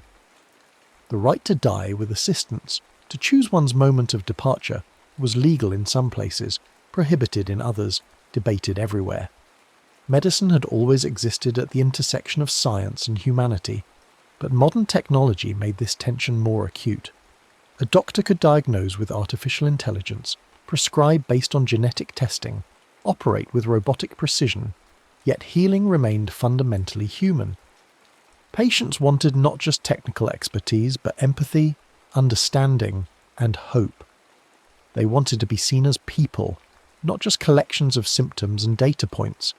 The future of medicine stretched in multiple directions simultaneously. Personalized treatments tailored to individual genetics, regenerative medicine growing new organs, artificial intelligence diagnosing and treating disease, global health systems preventing pandemics before they spread, extension of human lifespan beyond current limits, integration of technology with biology, blurring the line between natural and artificial. Yet the fundamental challenges remained: inequality, suffering, mortality, and the question of what makes life worth living. The story that began with shamans and herbs had become a tale of genes and algorithms, but the core remained unchanged. Humans seeking to ease pain, to heal wounds, to push back against the darkness that claims all living things. Medicine was humanity's defiant answer to the universe's indifference, the insistence that suffering matters, that life is precious, that knowledge and compassion together can make a difference. From the first healer who discovered that a certain leaf reduced fever to the scientist editing genes to cure inherited disease, the chain remained unbroken, each generation building on what came before, each adding their piece to the endless puzzle of how to heal. Yet healing itself evolved as a concept, expanding beyond mere physical restoration. The World Health Organization defined health not as the absence of disease, but as complete physical, mental, and social well-being. This shift acknowledged what ancient healers had always known intuitively, that humans were not just bodies to be repaired, but whole beings embedded in communities, environments, and relationships. A person could be physically healthy, yet suffer profoundly, or be dying yet find peace. Medicine had to grapple with these complexities, moving beyond the mechanical model of the body as machine towards something more holistic and humane. Pain management became its own specialty, recognizing that suffering was not always a symptom to be eliminated, but an experience to be understood and addressed with compassion. The opioid crisis in America revealed the dangers of treating pain purely as a problem to be medicated away. Millions became addicted to prescription painkillers, their lives destroyed by substances meant to heal. The pendulum had swung too far toward pharmaceutical solutions, ignoring the psychological, social, and spiritual dimensions of pain. Doctors had to relearn the value of non-drug approaches: physical therapy, cognitive behavioral therapy, meditation, acupuncture, and simply listening to patients describe their suffering. Chronic illness challenged medicine's cure-oriented mindset. Diseases like diabetes, arthritis, multiple sclerosis, and fibromyalgia could be managed but not eliminated. Patients lived for decades with conditions that required constant attention, adaptation, and acceptance. Medicine had to shift from offering cures to supporting lives, from dramatic interventions to ongoing partnership. The best physicians became coaches and allies rather than heroic saviors, helping patients navigate the daily reality of bodies that would never return to some imagined state of perfect health. Children's medicine developed its own distinct character, recognizing that young bodies and minds required different approaches than adults. Pediatrics emerged as a specialty in the 19th century, when infant mortality was staggeringly high and childhood diseases killed millions. Vaccination campaigns targeted childhood illnesses specifically, saving countless young lives. But treating children meant treating families, navigating parental fears and hopes, explaining complex medical information to worried mothers and fathers who felt helpless watching their children suffer. Neonatal medicine pushed the boundaries of viability. Premature babies born months too early, their organs underdeveloped, their bodies tiny and fragile, survived in intensive care units filled with machines. Ventilators breathed for them, feeding tubes nourished them, incubators protected them. Some survived intact, others bore lifelong disabilities from the trauma of too early birth. The ethics were wrenching. At what point was survival a gift rather than a burden? Parents faced impossible decisions, hoping for miracles while preparing for heartbreak. Reproductive medicine gave humans unprecedented control over conception and birth. In vitro fertilization allowed conception outside the body, embryos created in laboratory dishes and implanted in wombs. Couples who could not conceive naturally became parents. But the technology also enabled genetic screening, selecting embryos without hereditary diseases, or even choosing traits like sex. The line between preventing suffering and designing children grew blurry. Some saw liberation from genetic fate, others saw eugenics reborn in technical sophistication. Contraception, once forbidden and dangerous to obtain, became safe and reliable, giving women control over their reproductive lives. This simple medical advance transformed society, enabling education and careers that would have been impossible when pregnancy was inevitable. Yet access remained uneven, blocked by poverty, politics, and religion. The same technology that freed some remained out of reach for others, perpetuating cycles of inequality. Aging presented medicine with its greatest challenge and opportunity. Humans lived longer than ever before, but the extra years often brought dementia, frailty, and dependence. Gerontology studied the aging process itself, searching for ways not just to extend life, but to preserve quality, to ensure that added years were lived rather than endured. Some researchers believed aging was a disease that could be treated, even reversed. Others saw it as natural and inevitable, something to be accepted with grace rather than fought with technology. The microbiome, the trillions of bacteria living in and on human bodies, proved to be crucial for health in ways never imagined. Gut bacteria influence digestion, immunity, even mood and behavior. Disrupting this microbial ecosystem with antibiotics or poor diet could lead to obesity, autoimmune disease, and mental health problems. Fecal transplants, moving healthy bacteria from one person to another, cured stubborn infections and showed promise for other conditions. Medicine had to acknowledge that humans were not individuals but ecosystems, that health depended on maintaining beneficial relationships with microscopic partners. Epigenetics revealed that genes were not destiny, that environmental factors could turn genes on or off without changing the DNA sequence itself. Trauma, nutrition, stress, and exposure to toxins could alter gene expression, effects that could persist across generations. Children of Holocaust survivors showed stress responses different from the general population, their parents' trauma written into their biology.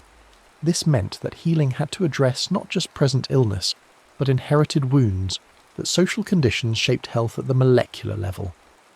Environmental medicine recognized that human health could not be separated from planetary health. Climate change brought new patterns of disease, heat waves killing the vulnerable, changing precipitation spreading mosquito-borne illnesses to new regions, air pollution triggering asthma and heart disease. Chemicals in water, soil and air accumulated in bodies, causing cancers and developmental problems. The solutions required not just medical treatment, but environmental action, reducing pollution, protecting ecosystems, addressing the root causes of illness rather than just treating symptoms. Indigenous healing traditions, long dismissed by Western medicine, gained new respect as their ecological wisdom and holistic approaches proved valuable. The shamans who treated bodies, minds, and spirits together understood connections that Western medicine had fragmented into specialties. Plant medicines from traditional cultures yielded modern drugs, from aspirin derived from willow bark to cancer treatments from rainforest plants. Yet this knowledge was often extracted without compensation, biopiracy stealing centuries of accumulated wisdom. Mental health treatment evolved beyond medications and talk therapy. Exercise proved as effective as antidepressants for mild to moderate depression. Social connection protected against dementia and extended life. Purpose and meaning buffered stress and improved outcomes from physical illness. These findings validated what humans had always known intuitively, but that scientific medicine had to rediscover. That health emerged from the whole pattern of a life, not just from biochemistry. Trauma-informed care recognized that many physical symptoms had psychological roots, that bodies remembered what minds tried to forget. Childhood abuse, neglect, and trauma shaped adult health, increasing risks for heart disease, diabetes, addiction, and early death. Treating the body without addressing trauma often failed.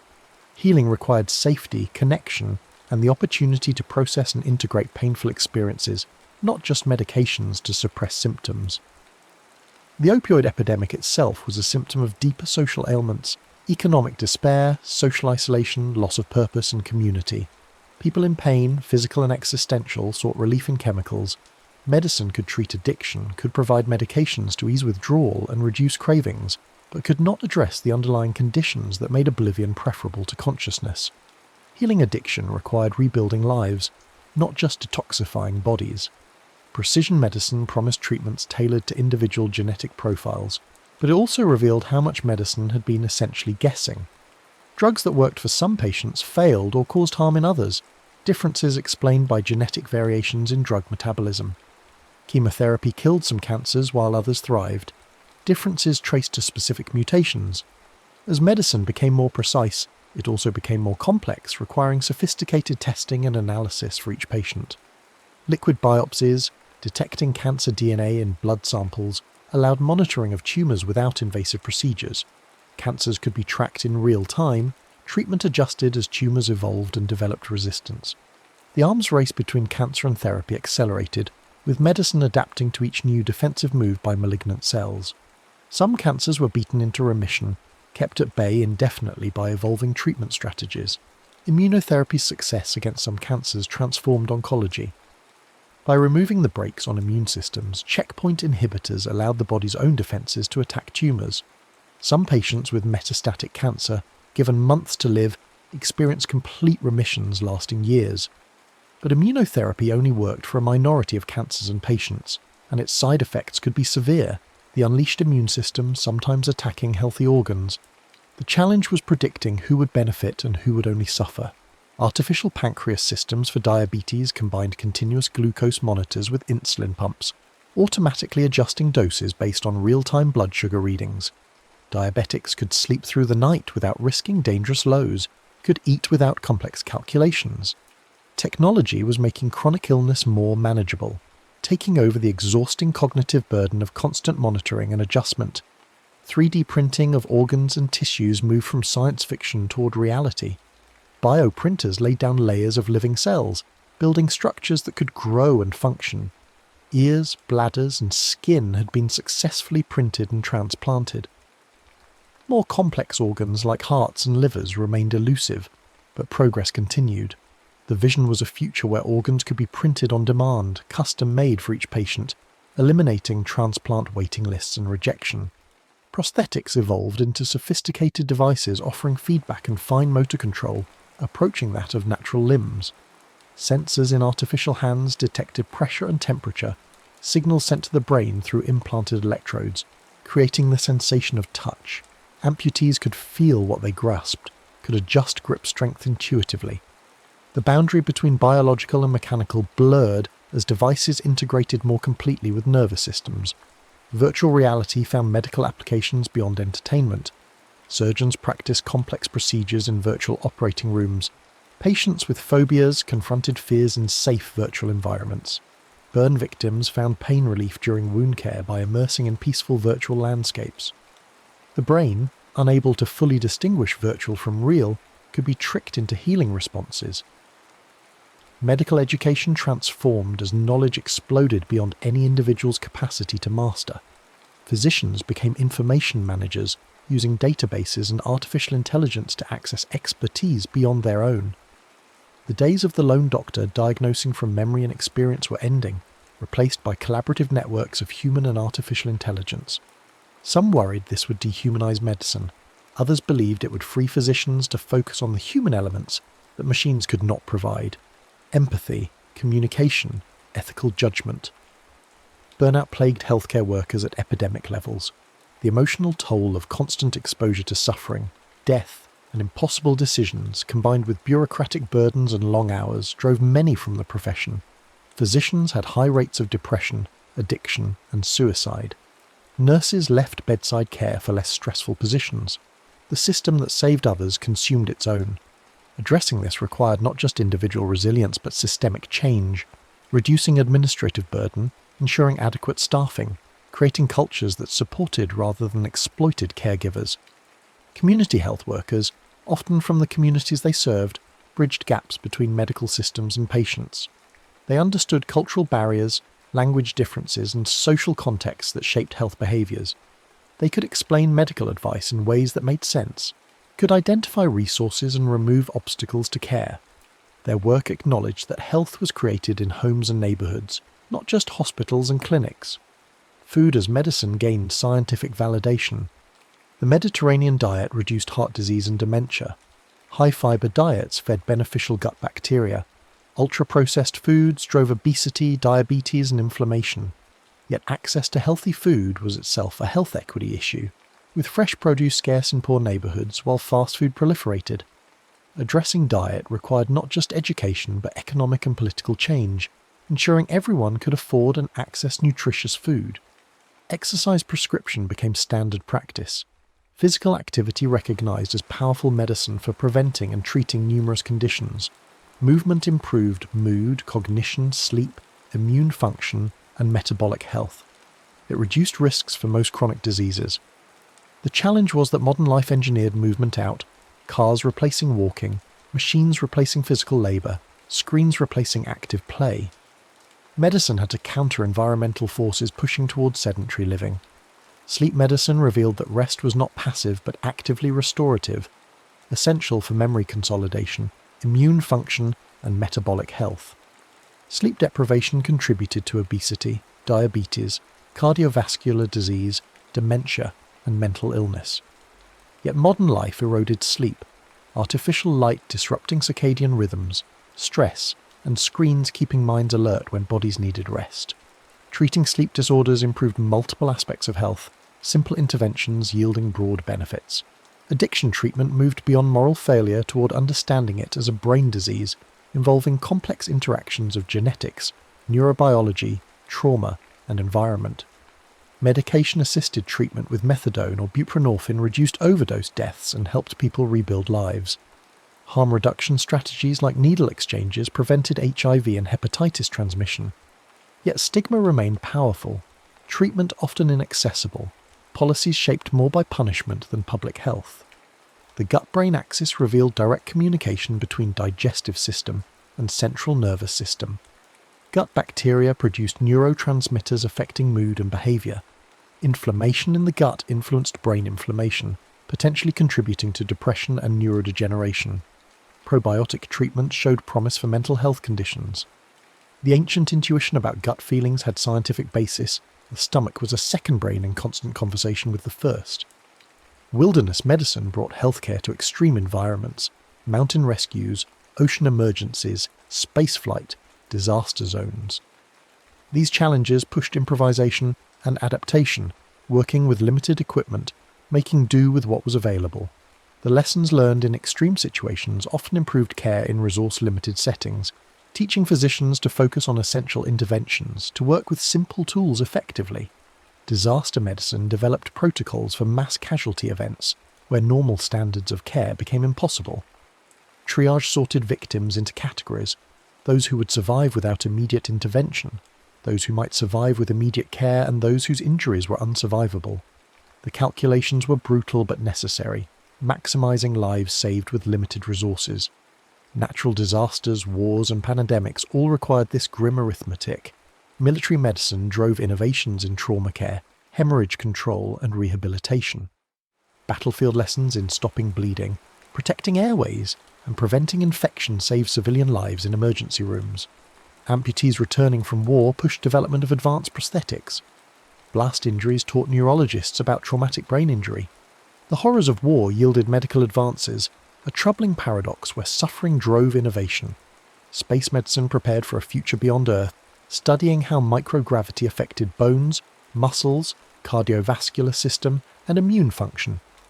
Astronauts experienced accelerated aging, radiation exposure, isolation, and confinement. Medical emergencies in space required remote guidance and improvisation. Longer missions to Mars would push medicine further, requiring surgical capability, diagnostic equipment, and pharmaceutical manufacturing in spacecraft.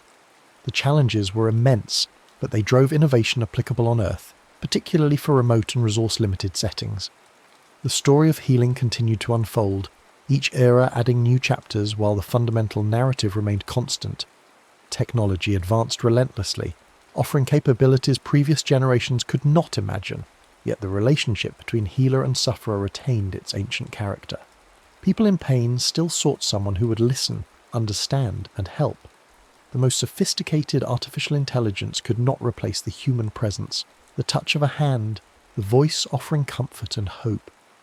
Medicine remained an art as much as a science, requiring not just technical skill but wisdom, compassion, and the courage to face suffering without turning away. The next story is about to begin. Please relax and enjoy. In the beginning, there was wonder. Long before the marble columns of Athens rose against the Mediterranean sky, long before Socrates walked the agora asking his relentless questions, humans gazed at the stars and asked why. They looked inward and questioned who. They contemplated their mortality and pondered what comes after. Philosophy was not born in a single moment or place. It emerged wherever consciousness turned upon itself, wherever the human mind refused to accept the world as simply given and demanded to understand the deeper patterns beneath the surface of things. In the ancient lands of India, wise men sat beneath banyan trees and composed hymns that would echo through millennia. The Vedas spoke of cosmic order, of sacrifice and ritual, but it was the Upanishads that pushed deeper, past ceremony and into the nature of reality itself. What is the self? What is this Atman that seems to observe our thoughts, feel our feelings, yet remains somehow separate from them? Is there a permanent essence beneath the constant flux of experience? These questions led to profound realizations, that the individual soul and the universal consciousness might be one and the same, that the material world might be less solid than it appears, that liberation from suffering could come through understanding rather than through action alone. The concept of karma emerged, not as punishment or reward, but as the inexorable law of cause and effect rippling through time. Every action creates consequences, Every thought shapes future circumstances. Every life connects to countless others in an intricate web of causation. And moksha, the liberation from this cycle, became the ultimate goal. Not escape from existence, but freedom from ignorance and suffering. Far to the east, in the fertile valleys of ancient China, a different voice emerged. Confucius walked from state to state during a time of chaos and warfare, teaching that the foundation of a good society rested not on force, but on virtue. He emphasized the relationships that bind humans together: parent and child, ruler and subject, friend and friend. These were not abstract principles, but practical wisdom for daily living. Respect your elders, he taught, not from blind obedience, but from recognition of their accumulated wisdom. Govern with benevolence, not tyranny. Cultivate yourself before attempting to improve others. His teachings emphasized ritual and propriety, but not as empty formalism, rather as the outward expression of inner cultivation. Meanwhile, another figure emerged from the mists of Chinese antiquity, perhaps historical, perhaps legendary. Laozi, the old master, spoke of a different path. Where Confucius emphasized social harmony through proper action, Laozi pointed toward the Tao, the way that cannot be named or fully articulated. He taught that true wisdom comes from aligning oneself with the natural flow of existence, from acting through non-action, from achieving through non-striving. The softest water wears away the hardest stone, not through force but through persistence and natural movement. Simplicity, spontaneity, and acceptance became the watchwords of this mystical philosophy that would influence millions. In Persia, Zoroaster proclaimed a universe split between light and darkness, truth and falsehood, good and evil. This dualistic vision would ripple outward, influencing Judaism, Christianity, and Islam, shaping how billions would understand morality and cosmic struggle.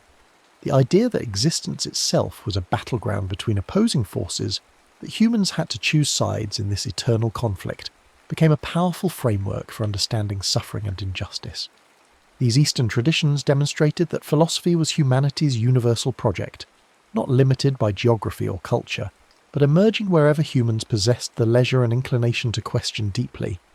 Then, on the shores of Ionia, in the Greek colonies of Asia Minor, something remarkable occurred. Men began to look at the natural world and ask not what gods controlled it, but what fundamental substance composed it.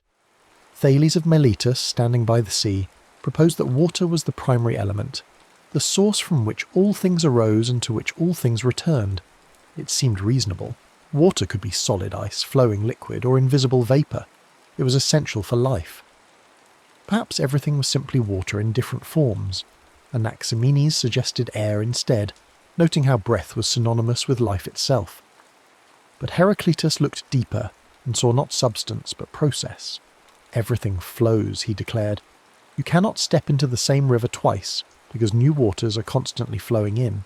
The river seems permanent, but it is actually ceaseless change. Fire became his symbol, not as a substance but as transformation itself, the constant flux that underlies all apparent stability. Identity is an illusion. Becoming is the only reality. Parmenides vehemently disagreed. Change itself is impossible, he argued through rigorous logical reasoning. Being is. Non-being is not and cannot be. How can something change from one state to another? The intermediate state would be neither the first nor the second, a logical impossibility. Therefore, change must be an illusion created by our deceptive senses. True reality is eternal, unchanging, and one. The apparent multiplicity and motion of the world is mere appearance, a veil over the unchanging truth of being. Pythagoras added another voice, claiming that numbers held the secret to reality. Mathematical relationships governed the cosmos, the harmonies of music, the movements of celestial bodies, the proportions of beauty. Understanding mathematics meant understanding the deep structure of existence. These pre-Socratic thinkers, each proposing their own vision of reality's foundation, moved human thought from mythology to philosophy, from stories about gods to rational arguments about the nature of things. Then came the Golden Age, centered in Athens, where democracy and philosophy flourished together. Socrates walked the marketplace, dishevelled and provocative, approaching the confident and powerful with deceptively simple questions. What is justice? What is courage? What is virtue? At first, his interlocutors would offer quick answers, certain of their understanding. But through careful questioning, Socrates would reveal contradictions, expose unexamined assumptions, demonstrate that what seemed clear was actually confused. He claimed no wisdom himself except the recognition of his own ignorance, and this, he insisted, made him wiser than those who thought they knew but did not. The unexamined life is not worth living, he proclaimed at his trial. Even facing death, he refused to stop questioning, refused to accept conventional answers without scrutiny. His method, the dialectic, the back and forth of question and answer, became a model for philosophical investigation that endures to this day. Plato, Socrates' devoted student, was devastated by his master's execution. How could a just man be killed by a democratic government? How could the pursuit of truth be punished by society? Plato's answer reshaped philosophy. The material world, he concluded, was merely a shadow of true reality. Perfect forms existed in an eternal realm, the form of justice, the form of beauty, the form of the good. These were not mere concepts, but genuine realities, more real than any physical object. A beautiful painting was beautiful only because it participated imperfectly in the eternal form of beauty. A just action was just only because it reflected the form of justice. Plato's allegory of the cave illustrated this dramatically. Humans are like prisoners chained in a cave, watching shadows on the wall and mistaking them for reality. The philosopher is the one who breaks free, climbs out into the sunlight, sees the true world of forms, and returns, usually unwelcome, to tell others what he has discovered. This vision of two worlds, one material and imperfect, one eternal and perfect, would influence Western thought for thousands of years. Aristotle, Plato's student, loved his teacher but disagreed fundamentally. Forms do not exist in some separate realm, he argued, but are embedded in the things themselves. To understand justice, study just actions. To understand life, observe living organisms. Aristotle was perhaps the first great scientist-philosopher, meticulously observing and classifying the natural world, from politics to biology, from ethics to poetry. His ethical theory centered on eudaimonia, human flourishing, achieved through virtue. But virtue, he taught, is not following rigid rules. It is finding the golden mean between extremes. Courage lies between cowardice and recklessness. Generosity lies between stinginess and wastefulness. Wisdom involves knowing which extreme to avoid in which circumstance. Aristotle's influence was so profound that for centuries, the philosopher meant Aristotle and no other. His logic, his categories, his methods shaped how the West thought about everything. As the Greek city-states declined and vast empires rose, philosophy changed its focus from understanding reality to surviving it. The Stoics, founded by Zeno of Citium, taught that virtue was sufficient for happiness. External circumstances, wealth, health, reputation, were indifferents, neither good nor bad in themselves. What mattered was maintaining tranquility through self-control and acceptance of fate. The universe operates according to logos, divine reason, they taught. Everything happens for a reason within a rational cosmic order. Resisting this order creates suffering. Accepting it brings peace. Marcus Aurelius, a Roman emperor, wrote his meditations in the camps of war, reminding himself that all is transient, that death comes to all, that only virtue has lasting value. Epicurus offered a different path to peace. Pleasure is the highest good, he declared, but not the pleasure of indulgence. True pleasure comes from freedom from pain and freedom from fear, especially the fear of death and divine punishment. The gods, if they exist, are indifferent to human affairs. Death is simply cessation. When we are, death is not. When death is, we are not. Why fear what cannot touch us? Epicurus recommended a simple life, good friends, and freedom from politics and striving. His garden in Athens became a sanctuary where followers lived modestly and philosophized about how to eliminate unnecessary desires and achieve ataraxia, undisturbed tranquility. The skeptics, led by Pyrrho, took questioning to its logical extreme. Every claim can be doubted, every argument challenged. For every reason to believe something, there is an equal and opposite reason to doubt it. Therefore, suspend judgment entirely. This suspension of judgment, they claimed, paradoxically led to peace. The dogmatists, whether Stoic or Epicurean, suffered from defending their positions and arguing with opponents. The skeptic, committed to nothing, troubled by nothing, floated above such conflicts. These Hellenistic schools made philosophy practical, transforming it from abstract speculation into therapeutic wisdom for navigating life's difficulties. As the Roman Empire converted to Christianity, philosophy became the handmaiden of theology.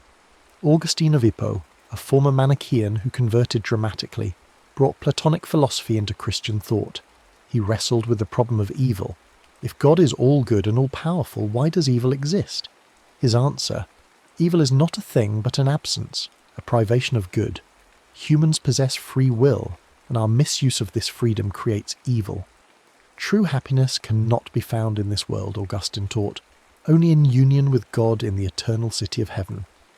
The earthly city, mired in sin and selfishness, was at best a temporary way station. Centuries later, Thomas Aquinas performed a similar synthesis with Aristotle. Where Augustine had married Plato to Christianity, Aquinas joined Aristotle to faith. Reason and revelation, he argued, cannot truly conflict because both come from God. Natural theology could demonstrate God's existence through rational argument. His 5 ways included the argument from motion, from causation, from contingency, from degrees of perfection, and from design. But beyond what reason could prove, faith provided additional truths through scripture and church tradition. Aquinas created an intricate philosophical edifice that dominated Catholic thought and influenced all of Western philosophy. Meanwhile, Islamic civilization preserved and advanced philosophy when Europe had largely forgotten it. Avicenna in Persia wrote voluminously on metaphysics, distinguishing between essence and existence, arguing that existence was a perfection added to essence by God. His floating man thought experiment asked, if you were suspended in air, unable to sense your body or surroundings, would you still know that you exist? This anticipates Descartes' cogito by centuries. Averroes, in Spain, wrote comprehensive commentaries on Aristotle that became standard texts, arguing for the harmony of reason and revelation while maintaining their distinct spheres. In Jewish thought, Maimonides attempted to reconcile Aristotelian philosophy with Torah, writing his guide for the perplexed to help educated Jews navigate between faith and reason. These medieval philosophers ensured that the Greek heritage survived and developed, eventually flowing back into European thought during the Renaissance. The Renaissance brought a rebirth of classical learning and a celebration of human potential. Humanism placed humanity at the centre of concern. Pico della Mirandola's oration on the dignity of man proclaimed that humans alone among creatures could shape their own nature. We are not fixed like animals. We can become beast-like through vice, or godlike through virtue. This dignity carries responsibility. We must cultivate ourselves, develop our reason, realise our potential. Erasmus promoted education, tolerance, and the reform of Christianity through scholarship rather than through violence. The Renaissance was less about systematic philosophy than about recovering ancient wisdom and applying it to human flourishing. Then came the great revolution in thought called the Enlightenment. René Descartes, sitting in a stove-heated room in Germany, decided to doubt everything he could possibly doubt. Perhaps his senses deceived him. Perhaps an evil demon manipulated his thoughts. But one thing remained indubitable. The very fact that he was thinking proved that he existed. Cogito ergo sum. I think, therefore I am. From this foundation of certainty, Descartes attempted to rebuild knowledge using reason alone. His method of doubt and his emphasis on clear and distinct ideas shaped how philosophy would proceed. Rationalism claimed that reason, not experience, was the primary source of knowledge. Baruch Spinoza, a lens grinder in Amsterdam, took this rationalism to radical conclusions. There is only one substance, he argued, God or nature. Everything that exists is a modification of this single substance. Humans are not separate souls, but finite modes of the infinite. Free will is an illusion. Everything follows necessarily from the nature of God. This deterministic vision, which equated God with nature and denied personal immortality, got Spinoza excommunicated from the Jewish community and reviled by Christians. Yet his ethics, written in geometric form with axioms and proofs, presented a vision of peace through understanding our place in the cosmic order. Gottfried Leibniz offered a more optimistic rationalism. This is the best of all possible worlds, he claimed. not because it contains no evil, but because God, in his infinite wisdom, chose the optimal balance of good over evil from among infinite possible worlds. Leibniz's metaphysics proposed countless monads, simple substances without parts, each reflecting the entire universe from its unique perspective. His principle of sufficient reason stated that nothing happens without a reason, even if we cannot discern it. Against the rationalists stood the empiricists, who insisted that all knowledge comes from experience. John Locke argued that the mind at birth is a tabula rasa, a blank slate, written upon by sensory experience. There are no innate ideas, only the ideas we build from sensations and reflections upon those sensations. Locke's political philosophy was equally influential. Government exists by consent of the governed, and when government violates natural rights to life, liberty and property, revolution becomes justified. David Hume pushed empiricism to sceptical conclusions. We never observe causation itself, only constant conjunction, event A reliably followed by event B. We infer causation from habit, but this inference lacks rational justification. Similarly, we never observe a self, only a bundle of constantly changing perceptions. The self is a fiction created by memory and resemblance. Hume's sceptical arguments about induction, causation and identity shook philosophy to its foundations. Immanuel Kant claimed that Hume's skepticism awakened him from his dogmatic slumber. In his critique of pure reason, Kant attempted to transcend the rationalist-empiricist divide. We cannot know things as they are in themselves, he argued, only as they appear to us. But appearances are not arbitrary. Our minds structure experience through innate categories like causality, substance, and unity. Space and time are not features of reality itself, but forms of our intuition, the way we necessarily perceive things. Kant's Copernican revolution in philosophy made the mind active rather than passive, shaping reality rather than merely receiving it. His moral philosophy was equally revolutionary. Act only according to maxims you could will to become universal laws. Treat humanity always as an end, never merely as a means. Morality comes from reason and autonomy, not from divine command or consequences. The Enlightenment's political philosophy transformed nations. Montesquieu analysed forms of government and advocated for separation of powers, executive, legislative and judicial, as protection against tyranny. Rousseau proclaimed that man is born free, but is everywhere in chains, arguing that legitimate government must rest on a social contract embodying the general will. Voltaire championed freedom of thought and speech, opposing religious fanaticism and political oppression with wit and reason. These ideas fueled the American and French revolutions, reshaping the political landscape. The 19th century brought sweeping, systematic philosophies. Hegel described reality as spirit realizing itself through history in a dialectical process. Thesis encounters, antithesis, producing synthesis, which becomes a new thesis. History was the march of freedom, each age advancing beyond the contradictions of the previous age. The rational is real, and the real is rational. History has a purpose and direction. Karl Marx took Hegel's dialectics but flipped it. Material conditions, not ideas, drive history. The economic base determines the ideological superstructure. History is the story of class struggle, and capitalism contains contradictions that will inevitably lead to its overthrow and replacement by communism. Philosophy should not merely interpret the world, but change it. Marx's thought would shape the 20th century more than perhaps any other philosophers, for better and worse. Søren Kierkegaard rejected Hegel's system entirely. Abstract philosophy misses what matters most: the existing individual facing anxiety, despair, and the need for authentic choice. Kierkegaard distinguished between aesthetic life, seeking pleasure, ethical life, following duty, and religious life, the leap of faith toward God.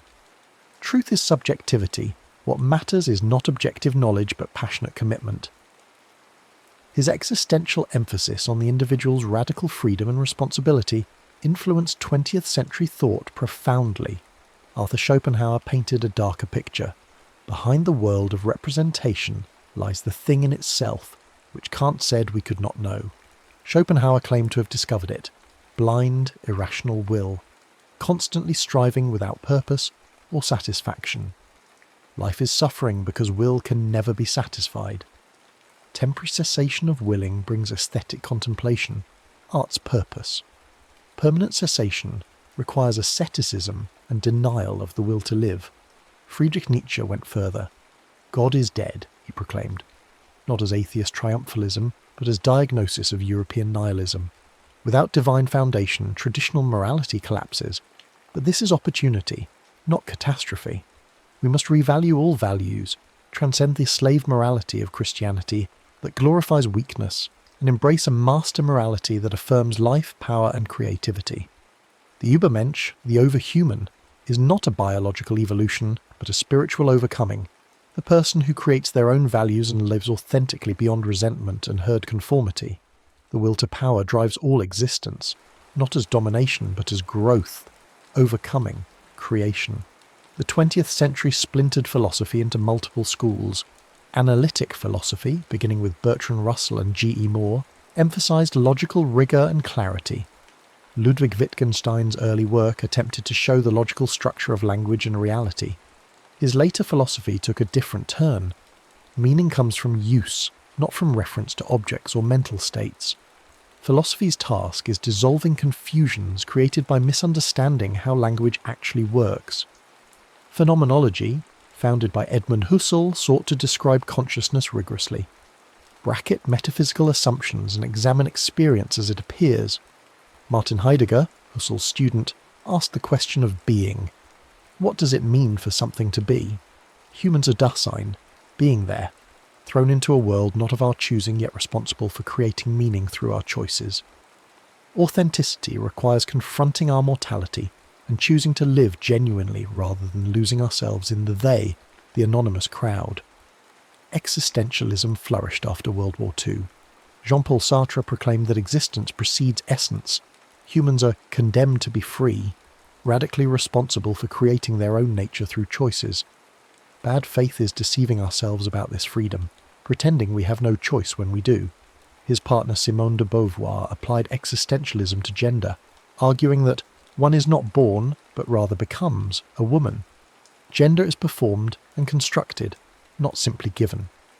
Albert Camus confronted the absurd, the conflict between our desire for meaning and the universe's silence. Suicide is rejecting the absurd. Faith is escaping it. The authentic response is revolt, embracing life passionately despite its meaninglessness, like Sisyphus eternally pushing his boulder, whom we must imagine happy. American pragmatism, developed by William James and John Dewey, rejected abstract metaphysics. Truth is what works in practice. Ideas are instruments for dealing with reality, not pictures of eternal essences. Democracy is not just a political system, but a way of life requiring education, experimentation, and continuous growth. James defended religious faith not on dogmatic grounds, but because religious beliefs can be pragmatically justified for those who find them meaningful. Postmodern philosophy deconstructed traditional certainties. Michel Foucault analysed how power and knowledge intertwine, how institutions like prisons, hospitals, and schools create and regulate subjects. Truth is not neutral, but produced within power relations. Jacques Derrida deconstructed binary oppositions, showing how each term depends on its opposite, how meaning is unstable, always deferred. Jean-François Lyotard declared incredulity toward meta-narratives, suspicion of grand stories claiming to explain everything. Today, philosophy has become truly global. African philosophy, long dismissed by Western academics, articulates communal values, Ubuntu ethics, and distinctive epistemologies. Indigenous philosophies offer alternatives to Western individualism and dualism, emphasizing relationality and respect for nature. Feminist philosophy continues revealing how supposedly neutral reasoning often embeds male perspectives. Philosophy addresses artificial intelligence ethics, climate change, genetic engineering, identity, justice, inequality. It remains alive not as a settled body of truths, but as ongoing conversation, multiple voices engaged in humanity's oldest project, understanding ourselves and our world. The journey through philosophy reveals no final answers, only better questions. From ancient sages to contemporary thinkers, from Athens to Beijing to Nairobi, humans have sought wisdom through reason, intuition, experience, and dialogue. Philosophy shows us that certainty is elusive but understanding is possible, that we stand on the shoulders of those who question before us, and that the unexamined life remains, as Socrates insisted, not worth living. Yet this is not where the story ends, for philosophy continues to evolve, responding to new challenges and integrating voices previously unheard. The 20th century's latter half saw philosophy grappling with language in unprecedented ways. The linguistic turn emphasised that many philosophical problems arise from misunderstanding how language functions. Ordinary language philosophers like J.L. Austin and Gilbert Ryle examined how we actually use words in everyday contexts, revealing that philosophical puzzles often dissolve when we recognise category mistakes or speech acts we perform unconsciously. When I say, "I promise," I am not describing a mental state but performing an action. The utterance itself constitutes the promise. Similarly, talking about the mind as if it were a ghost in a machine, Ryle argued, commits a category error, confusing dispositional properties with occult entities. Meanwhile, philosophy of mind confronted the hard problem of consciousness. How does subjective experience arise from objective physical processes? Thomas Nagel asked what it is like to be a bat, arguing that subjective experience has an irreducible first-person character that third-person scientific description cannot capture. Frank Jackson's knowledge argument imagined Mary, a scientist who knows everything physical about colour but has lived in a black and white room. When she finally sees red, does she learn something new? If so, physicalism seems incomplete. David Chalmers distinguished easy problems of consciousness, explaining cognitive functions, from the hard problem: why is there subjective experience at all? These questions remain unresolved, bridging philosophy, neuroscience, and artificial intelligence. Philosophy of science too underwent transformation. Karl Popper argued that scientific theories cannot be verified, only falsified. Good science makes risky predictions that could prove it wrong. The demarcation between science and pseudoscience lies not in confirmation, but in falsifiability. Thomas Kuhn challenged this orderly picture with his analysis of scientific revolutions. Normal science operates within paradigms, shared frameworks of assumptions, methods, and exemplars. But anomalies accumulate, crises emerge, and revolutionary paradigm shifts occur. Copernican astronomy replacing Ptolemaic, relativity replacing Newtonian mechanics.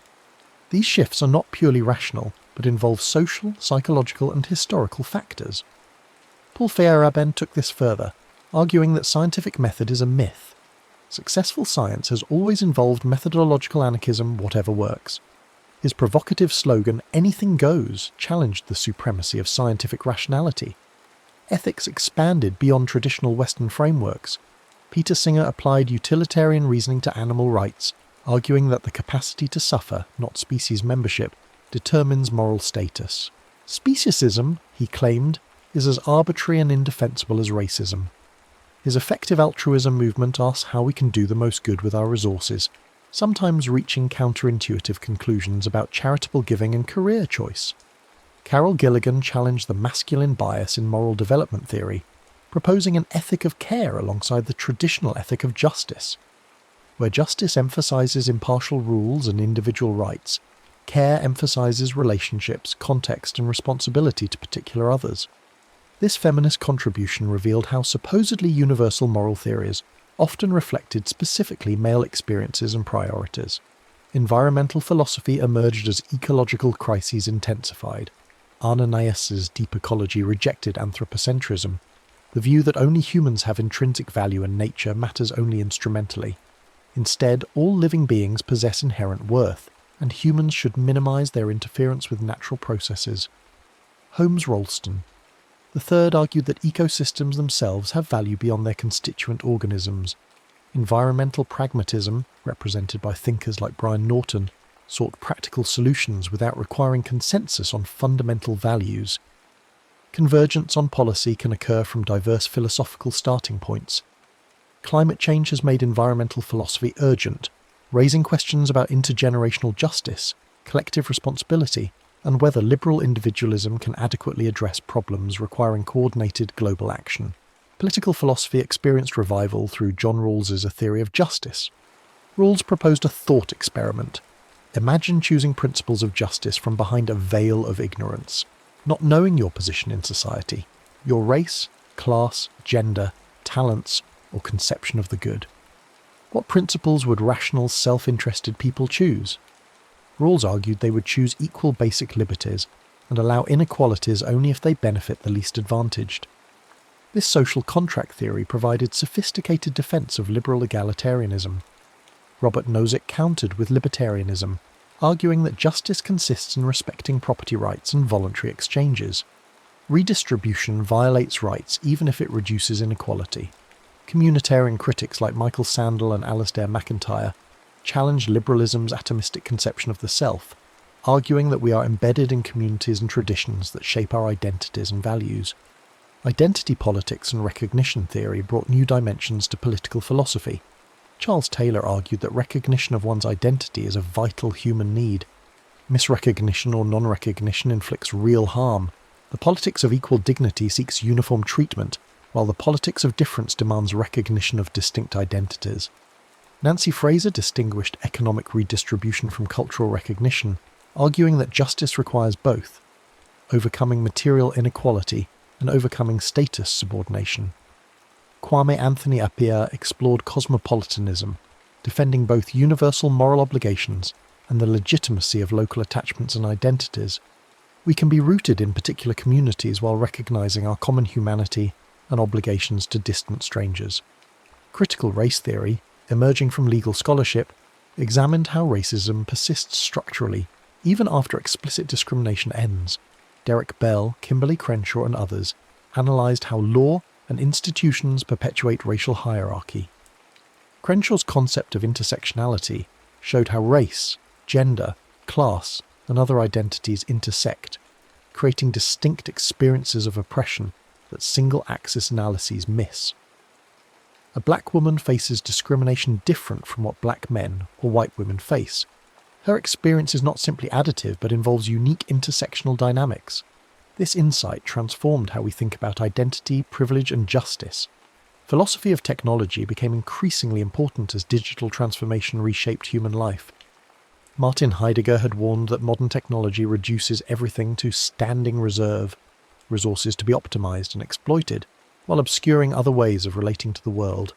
Don Ide and Peter Paul Verbeek developed post-phenomenological approaches, examining how technologies mediate human experience and action, often in ways we barely notice.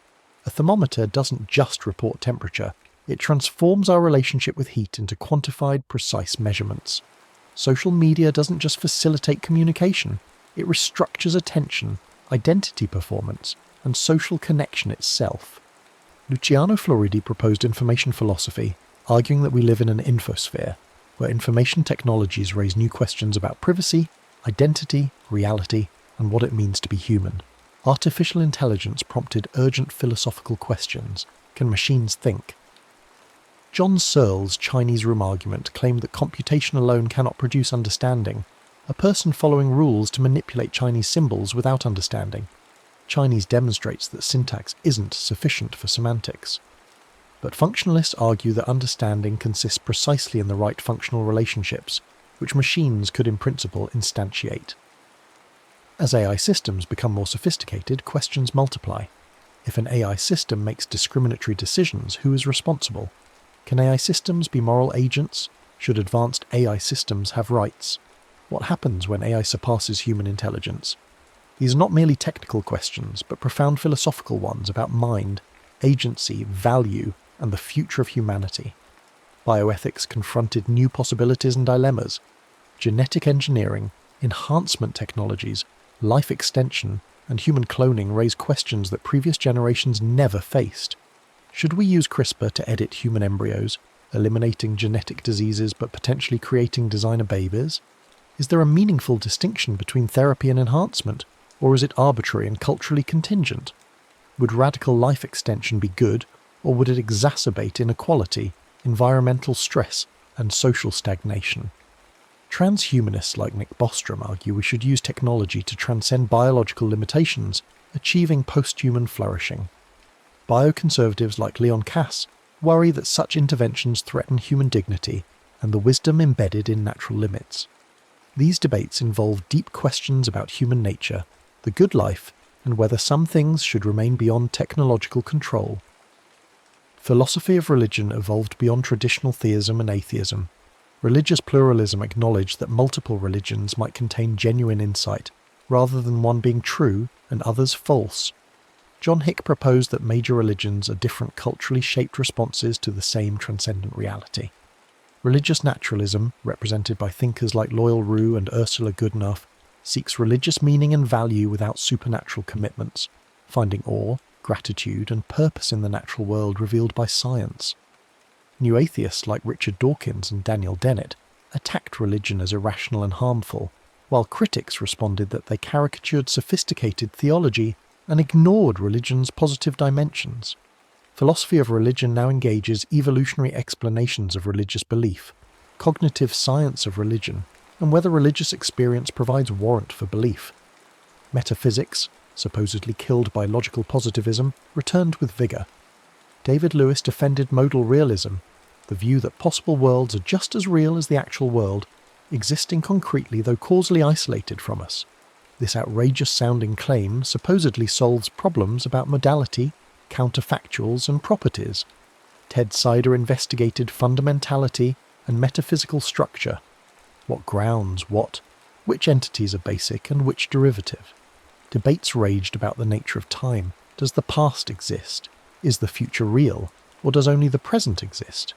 Do objects persist through time by enduring wholly present at each moment, or by perduring with temporal parts?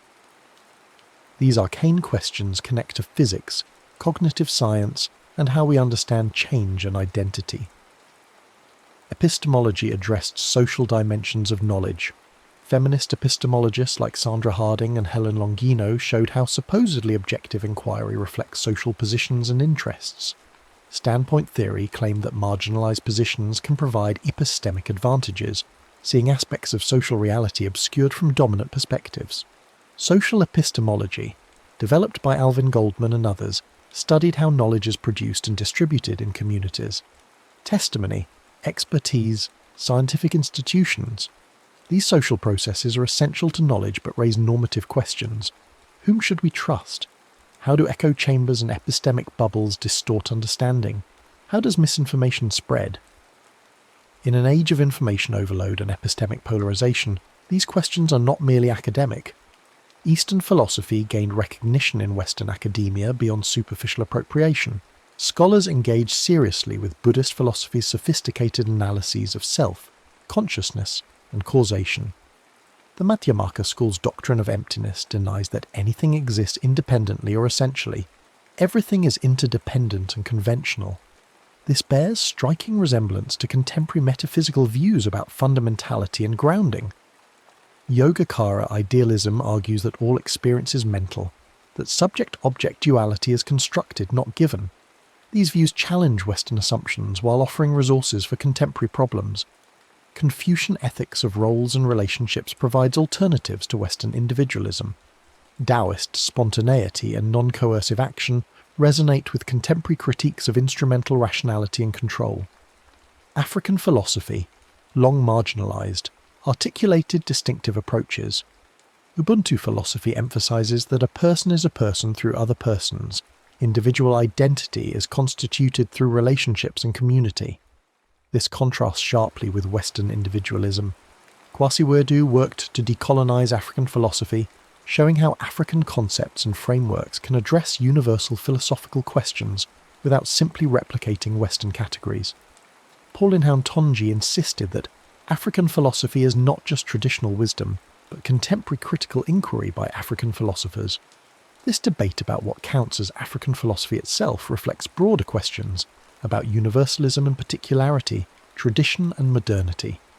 Indigenous philosophies from Native American, Aboriginal Australian, Maori, and countless other traditions offer alternative metaphysics, epistemologies, and ethics.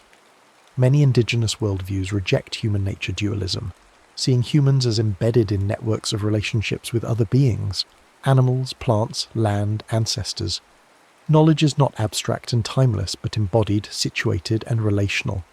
These perspectives challenge not just specific Western philosophical claims, but the entire framework of disembodied universal reason. Integrating indigenous voices into philosophy requires more than adding new content. It may require transforming how we do philosophy itself. The digital age brings philosophy to new audiences and forms. Online philosophy communities, podcasts, videos make philosophical ideas accessible beyond academia. But this democratization has costs: superficial engagement, ideological echo chambers, weaponized philosophy in service of politics. Philosophy must navigate between rigor and accessibility, between specialized expertise and public relevance. Perhaps philosophy's future lies not in isolated academics, but in engaged public intellectuals who bring philosophical tools to contemporary problems, not claiming to have answers, but helping us ask better questions, think more clearly, see our assumptions, and imagine alternatives. As we survey this vast landscape, certain patterns emerge. Philosophy moves in cycles. Questions reappear in new forms. Ancient debates resurface with modern vocabulary. Yet there is also genuine progress, not toward final truth, but toward greater sophistication, clearer distinctions, more nuanced understanding. We know better what we don't know. We recognize complexity where our ancestors saw simplicity, ambiguity where they saw clarity. This is not defeat but maturity. Philosophy today is global, diverse, and multifaceted. It addresses ancient questions with new tools and contemporary problems with old wisdom. It spans from abstract metaphysics to urgent practical ethics, from formal logic to phenomenological description, from armchair speculation to engagement with empirical science. Some philosophers work on narrow technical problems, others address broad existential questions. Some seek precision and rigor, others embrace ambiguity and exploration. All participate in humanity's ongoing conversation about what matters most.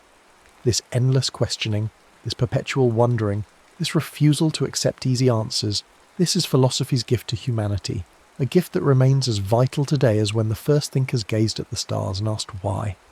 Philosophy will continue as long as humans possess curiosity, as long as we refuse to accept the world uncritically, as long as we believe that examined life is worth the difficulty.